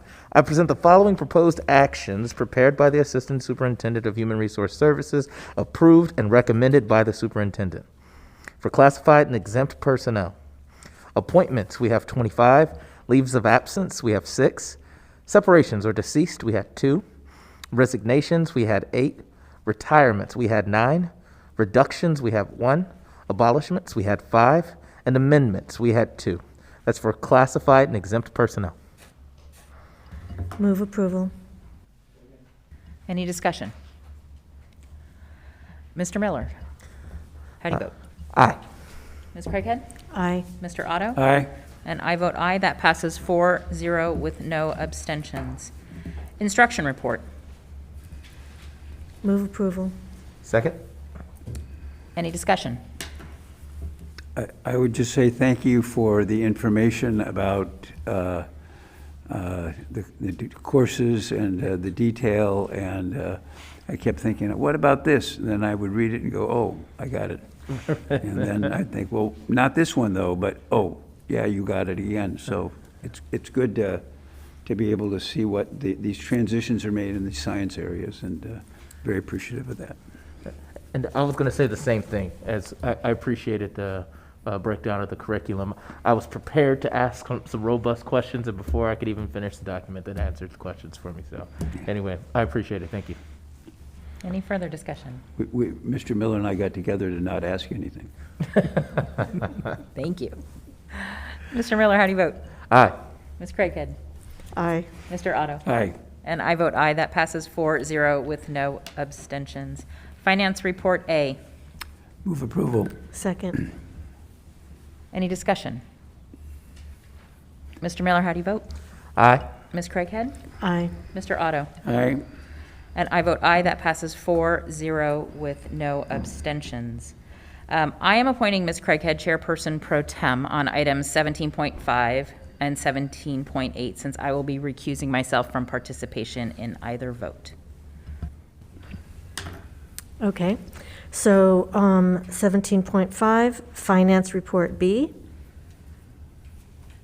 I need a motion. Move approval. Okay. Or second, whatever. Second. What? Motion, second. Correct. Discussion?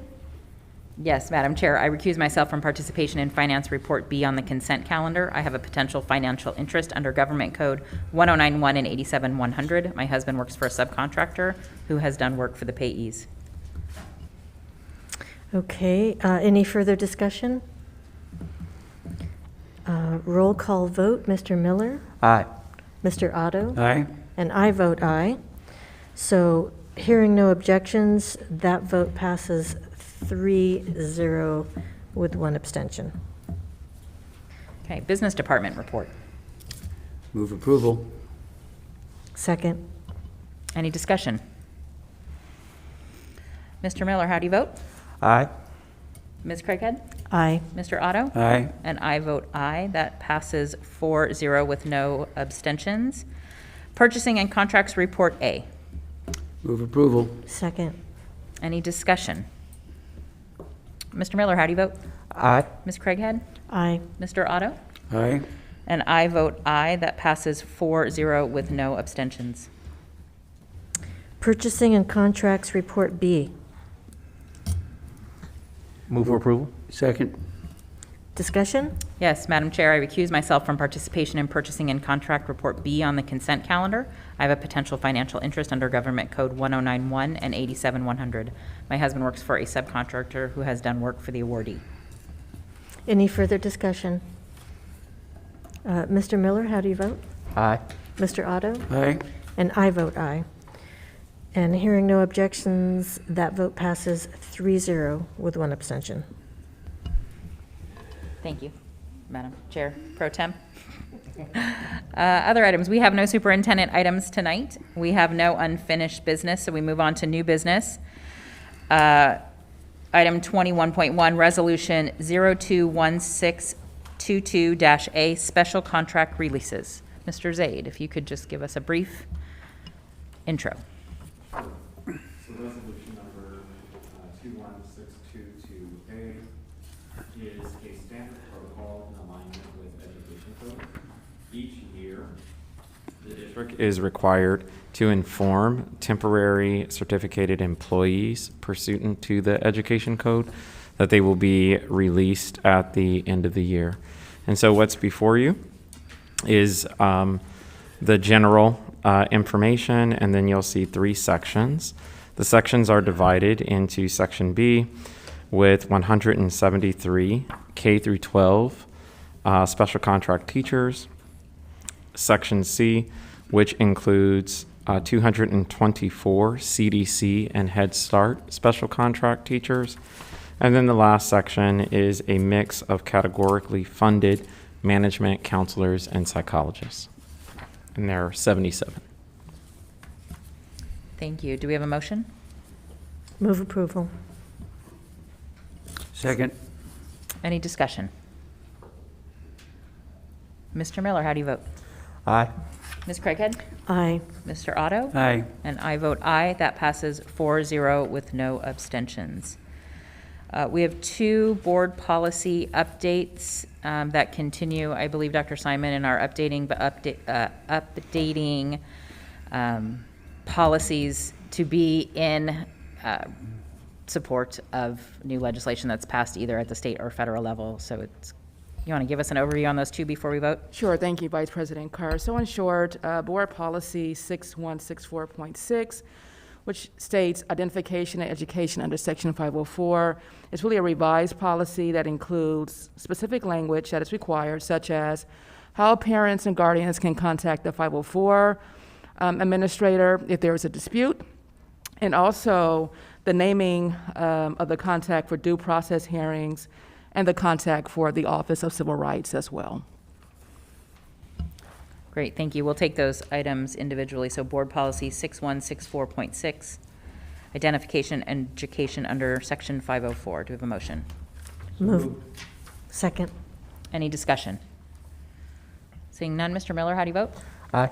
Ms. Craighead? Aye. Mr. Otto? Aye. And I vote aye. That passes 4-0 with no abstentions. Board Policy 6173, education for homeless students. Thank you again. So this policy really now includes provisions of AB 27, Assembly Bill 27, which mandates LEAs to pretty much better identify students who are experiencing homelessness and unaccompanied youth. So for example, this can take place via the administration or dissemination of our student housing questionnaires that we place in our paper enrollment packets. We now have to ensure that's included in our electronic enrollment package, just so students can have access and parents can have access as well. It also gives us the option of placing information on our webpage, which helps our homeless youth or unaccompanied youth or even parents, identify a list of liaisons for such youth, and available resources to persons experiencing homelessness as well. So just more of a myriad of resources we have to provide, and also that SHQ that we have to ensure that our students have access to, whether that's via paper enrollment or electronic enrollment packets. Thank you. Thank you. Do we have a motion? Second. Discussion. I have a question. Dr. Simon, there was a paragraph that was crossed out regarding transportation. And I'm wondering if that's because we are charged with providing everything they need, and so it's covered under that, or if you could help me with that. So I can tell you for transportation, even with the law, this took place even 2 years ago, hence why you see the revision. For students to remain in their school of origin, whether they are coming to us from Riverside County and want to attend a school in Long Beach, transportation has to be provided. So that could be provided via a school bus, it could be provided via a taxi. So we have to ensure those provisions are provided.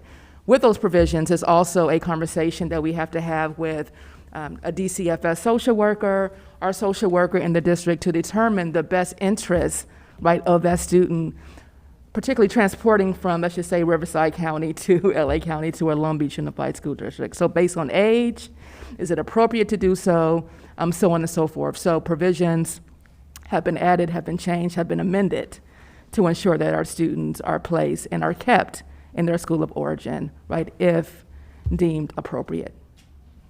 Okay, so it sounds like it's more of a case-by-case basis. You are correct. And that's in consultation, again, with the ed rights holder, with the student, DCFS, and anyone else who's a part of that student's team. Thank you. Mr. Miller, did you have a question? Oh, sorry. I did have a question. So it was commented earlier, and I know we refer a lot to the website. James, no offense. But we know that for a family that may not have access, that if a family were to call a school site or to call the main office, that there is always someone who's going to answer those questions, that we don't rely just on them being able to read something on the website to be able to get that information. So I just wanted to hear you say that out loud. You are correct, Vice President Kerr. We have trainings for our counselors, for our school psychs, for office staff around the student housing questionnaire. With them, if there's a question that they can't answer, they know who to refer that family to. We still have our Bethune Homeless Center, which is now located within the Tucker administrative offices. We have more staff within the facility to even support and assist our parents if there are questions, and even our students as well, especially if they're unaccompanied youth too. So yes, training, staff knows, school staff knows, and our district staff knows as well. Great, thank you. Any further discussion? Okay, Mr. Miller, how do you vote? Aye. Ms. Craighead? Aye. Mr. Otto? Aye. And I vote aye. That passes 4-0 with no abstentions. We are at report of board members. Mr. Otto, would you like to lead us off tonight?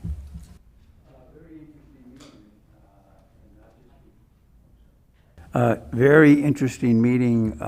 When I looked at the agenda and pulled out the education code sections with regard to temporary employees and whatnot, I copied them, then I turned to the next page and you already had them there for me. And so thank you very much for that. But there's just a lot of things going on, and the real questions are, where do we go from here? I really, really appreciate the comments of Vice President, sitting as President Kerr, about the information that you're providing us with early, so that we really have a chance to think about it. I worry about what it's going to be like next year. Whether we're going to get to the point where there's not going to be money available because we can't control that in some ways. I'm not worried. I'm not seriously worried about it, but I like to be thinking about it, and you're helping me think about that. as we go forward. There has been talk, although not very robust talk, about is there a way to change the funding formula so that these questions don't come up in the same way, but I don't see much action on that. And as it's been said so many times up here tonight, our job is to get our students, and all of them, including our homeless students, educated in a manner that we see fit, and for us to be able to know exactly what's going on. And I think the district's doing a very good job of that. So a lot of stuff going on here, and I'm appreciative of the work that I see. So thank you. Thank you. Mr. Miller. Well, first, I just wanted to celebrate with, I guess, LA County in regards to us hosting a very, very awesome Super Bowl week. And along with that, and congratulate to the Rams, I guess. I'm a Chargers fan, folks, so don't judge me. But with that, I also wanted to recognize the cool opportunities we had within the district in the past week. So I wanted to thank everybody who was able to participate, but more importantly, those that helped put on the number of events. We had first, coincidentally, 2 of them happened in my district. One at Mir, where we had the Vincent Foundation that focused on like outdoor exercise, and it was cool that I got to see some of my favorite football players that I'm sure the kids had no idea even played football because they played 15, 20 years ago, but I thought it was really cool. And more importantly, there was a fantastic mural there at Mir now that I was really, really impressed with. So I just wanted to thank Ms. Griffith, the principal over there, for just being very, very accepting when I came over there. Coincidentally, she was also my 7th grade English teacher, so it was great to see her again. But it was a really cool event. The second really, really awesome event was linked to the Chargers, and it was at Poly High School, where it was a combination of Carnival Cruise, Pepsi, and future Super Bowl winning quarterback. I'm putting it into the atmosphere here, and Justin Herbert. And it was really heartwarming to have all of those people in the same space. But more importantly, the fact that even Christine Duffy, the first female CEO of Carnival Cruise, saw that her PR team put together a check. And she said, all due respect, this is like on stage, all due respect, this isn't enough money. And tripled it right there on stage for the kids. And I just thought that was really, really cool. And I was quite appreciative of that. Also, lastly, Polly got the opportunity to scrimmage at the Super Bowl. I know my man Justin was there with them, or they got the scrimmage at SoFi Stadium, the home of the Chargers and Rams. But it was really cool watching them getting to play a little bit of a scrimmage there at the stadium. I know that was a really cool opportunity for them. And you heard me talk a little bit about this earlier with Joanna, where it's about creating those experiences. As much as I respect and understand the importance of leaving high school with the aptitude to go on and reach your vocational dreams, I recognize that the thing that stays with us more than anything are those experiences that are created by our school districts. And I like to think that this week, in particular, our district did an exceptional job at doing that. So I just wanted to thank you all for that. So moving on to other important things going on, at least for me. I've shared once before that it's Black History Month, and unfortunately, due to the spread of the Omicron virus or COVID-19, a number of the activities got postponed, but there are still some things that are available online, one of which is a program that I'm supporting through the African American Heritage Society of Long Beach, the Breaking Barriers panel discussion, sports edition. I know Eric's talking about football players again, but it's going to be a couple basketball players as well, as if you're familiar with Hall of Famer Terrell Davis, basketball Hall of Famer and James Worthy, and UCLA great and Tyus Etney will be participating in a panel discussion online. If you'd like to participate, that's on February 19th at 4 p.m. You can go straight to YouTube and type in Black Heritage LB. All right, and last but not least, there is some great scholarship opportunities in the spirit of Black History Month being afforded to Long Beach Unified students through Andy Street. These scholarship opportunities, now this is the part that's exceptionally cool. It's for elementary students, for junior high students, and for high school students. So for those that are interested in participating in the 300-word essay focused on the topic is the power of truth, you can go directly to blackhistorymonthlb.com. That's blackhistorymonthlb.com. That's all I have. Thank you. Thank you, Mr. Miller. Ms. Craighead. Thank you, Madam Chair. Just to piggyback on some of the stuff you were talking about, I'd like to also express gratitude to Troy Vincent and his wife Tommy and their organization Vincent Country for sponsoring and hosting that Safe Zone Activity Day.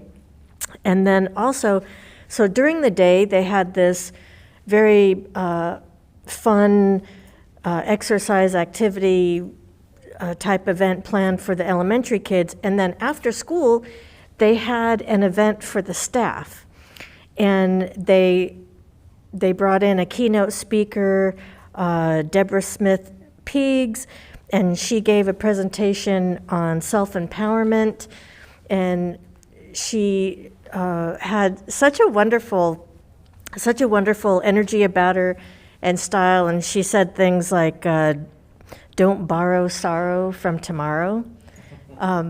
My dad used to say, don't borrow trouble, but I kind of like the rhymey part better, the don't borrow sorrow for tomorrow.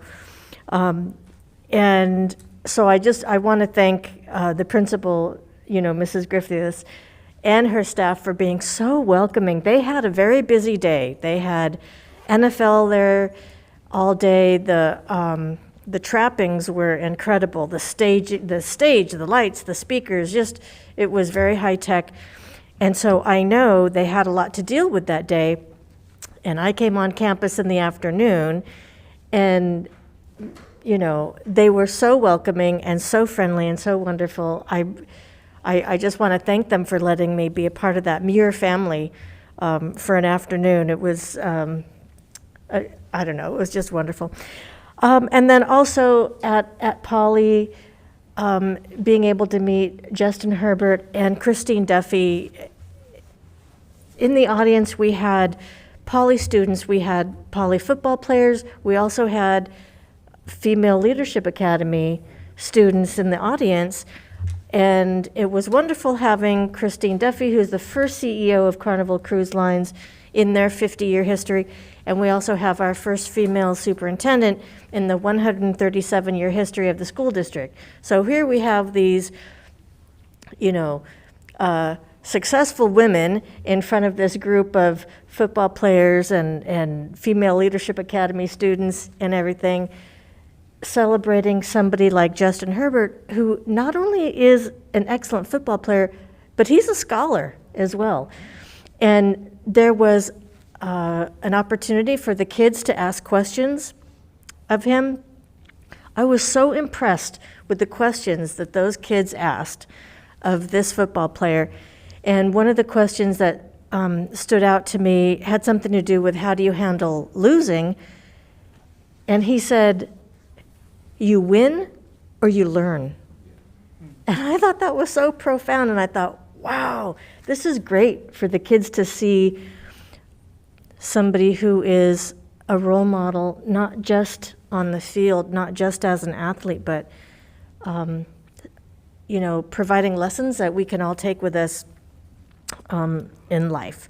And then also there was a celebration with Long Beach Council PTA, was the Founders Day, celebrating 125 years of PTA. And that's nationwide, 125 years. In Long Beach Unified School District, our PTA started in 1909. So we weren't too far behind that 125 years. Dr. Baker lent her support, spoke at the event. There was a presentation by Dr. Nushin Valeseda in tribute to Selena Sloan Butler, who was the founder and first president of the National Congress of Colored Parents and Teachers Association, because when Selena Sloan Butler was involved, and she was actually a teacher in the South, I think it was the Atlanta area, schools were still segregated at that time. And so she created a parent-teacher organization that paralleled the PTA, and those two groups combined, I think it was around 1970 or something. But I think that's incredible because that's in my lifetime, and that doesn't seem like that long ago. And don't argue with me, but I don't think it was, I just don't feel like that was that long ago. It's just kind of strange that happened in the 70s. Anyhow, and then I want to close with a congratulations to Sarah Savala, who is a PE and dance teacher at the Marshall Academy of the Arts. She was selected as the recipient of the Middle School Physical Education Teacher of the Year Award from the California Association of Health, Physical Education, Recreation, and Dance. That's my report. Thank you. And I'll just be brief. So thank you for sharing all those great events, some of which I was able to make and others that I didn't. I want to thank Long Beach Council PTA for their Founders Day celebration. It's always a delight to be with them, and to specifically their Black History lesson, really, and presentation, and a history that I hadn't heard much about in terms of the specifics that I thought was a really important lesson for me to hear, but for all of us to hear. And as you said, as those two organizations came together to advocate for their students, for their children, the idea of working together, and the acknowledgement on PTA's part that they're working hard to make sure that they continue to do that in a very intentional way in 2022. So thank you for the invitation, Long Beach Council PTA, to be with you. Also wanted to thank our Green Schools campaign students for coming tonight, but also for joining us at a meeting on Friday. Dr. Baker, Dr. Benitez, and myself, along with Alan Rising. I think David Miranda was on that call potentially. Tammy was there. Mr. Gologly from Poly. Christy, our sustainability coordinator, was also on that call with Diana, Kiara, Hamid, Rohan, Don, Lily, Ellie, Emma, Ruthie. So folks we saw today, along with two parents, Ms. Scarlett and Mr. Odette, to have a good conversation about what all of you are hearing from our students and their request around their campaign, sustainable energy, in conjunction with the facilities master plan that has been under work for about a year now. So we got a great chance to hear the work that our staff has been doing in facilities around the master plan, the inclusion of the students and their campaign over the last several months in different meetings and opportunities to be heard. I think there was even just a student summit last week that many of them attended. So it was good to be with all of them on Friday afternoon. And we look forward to, in March at the workshop, when we do our facilities update that we normally do at our workshops, that some of our Green Schools campaign students will come and they will talk about, alongside of our staff, the hard policy work that is in front of us and ahead of us, and giving them an opportunity to talk about what that experience has been like for them, for our staff to talk about ways that they've learned around including student voice in some of the work that has been in a non-traditional student voice space. I think we have a good opportunity to have that conversation back and forth. So we look forward to having that presentation at our workshop, which is not an action item. It is a time for us to ask questions back and forth. We haven't had that opportunity too much. So I look forward to that and thank them for the invitation to join them at that meeting. I will say the Super Bowl tech rehearsal was super cool for the grown-ups that got to go, I know, and for our football players in terms of their aspirations and their talent. But I couldn't help but think about our students like in JMAC and our other media programs and our multimedia services, that what an interesting thing that we don't often hear about is you had people come and run plays so that the tech team can better do their job. And so what an opportunity to see of all the different opportunities for careers in television that maybe they hadn't thought about. So what if you are someone who wants to get into television, but you really like sports? Like, here's something that you may not have thought about. So in terms of the learning opportunities for students, I think there were multiple layers that we will continue to acknowledge in those experiences and as we talk to students. So thanks to everyone for that great work. And that's all I have, and I will pass it to Dr. Baker. Actually, Go Megan, ahead. can I say one more You thing? sure can. We also had a Long Beach Unified graduate perform at the Super Bowl. Let's not forget that. It was one of the best Super Bowl halftime performances I'd seen in a while. Mr. Calvin Brodus did his thing. We actually had 2 polygrads perform because the harp accompanist for God Bless America was also a jackrabbit. So Long Beach was very well represented on the national stage last week. Dr. Baker. Thank you. I just want to close. I have a few announcements and a couple of things I just want to call attention to.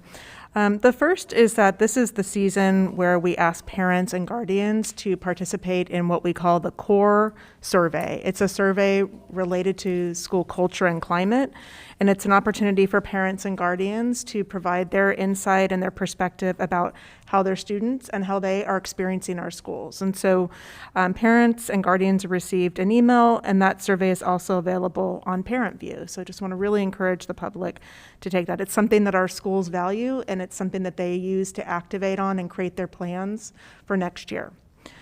Secondly, I want to thank the Office of Equity, Engagement, and Partnerships, and I just want to read off a couple of upcoming opportunities for parents and guardians to participate. Tuesday, February 22nd, there's a Supporting Students in the LGBTQIA Community that will be led by Brandon Messina. On March 1st, also Tuesday, self-care workshop for parents, guardians, and caregivers. My next Superintendent Parent Connection falls on March 22nd, 6 o'clock. And then lastly, backing up into February 18th, a special event, virtual Black History celebration. These are all accessible online right now and available for parents to participate in. I want to acknowledge a special person in my life. One of my student advisors on the Superintendent Student Advisory, Megan Lane, has been honored by the NAACP for their Black History Month Scholars. She's actually the recipient of the first place prize, which provides her funds for college. And I just want to read a couple sentences from her application. They were asked to write about something that has been meaningful to them as students that reflects their thinking about Black History Month. She said, through my 3-year internship with Californians for Justice, I challenged myself to discover who I am and what I am passionate about. The result of working with Californians for Justice is that I am clear that my personal passion and commitment are to improve educational advancement and success for Black students. So we are super proud of Megan for this scholarship that she has received.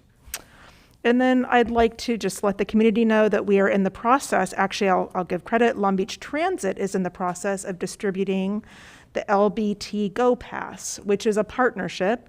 The district is funding a portion of student bus passes between now and August 2023. So we're 18 months about of bus passes that allows students to ride the bus all over the city and every place that the Long Beach Transit goes and the Metro goes. And so if they're traveling for an internship or traveling just because they want to use the rails, then that is available to them. So those passes are heading out into schools in the next few days. And then lastly, I want to remind the community that the Board of Education is hosting community visioning sessions. The first was last week. It is an opportunity to engage directly with board members about the vision that community members hold.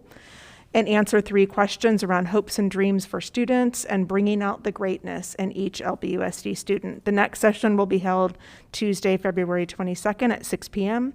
at McBride High School. That information is also available on the website. And then lastly, we heard community input or community questions tonight about the wearing of masks.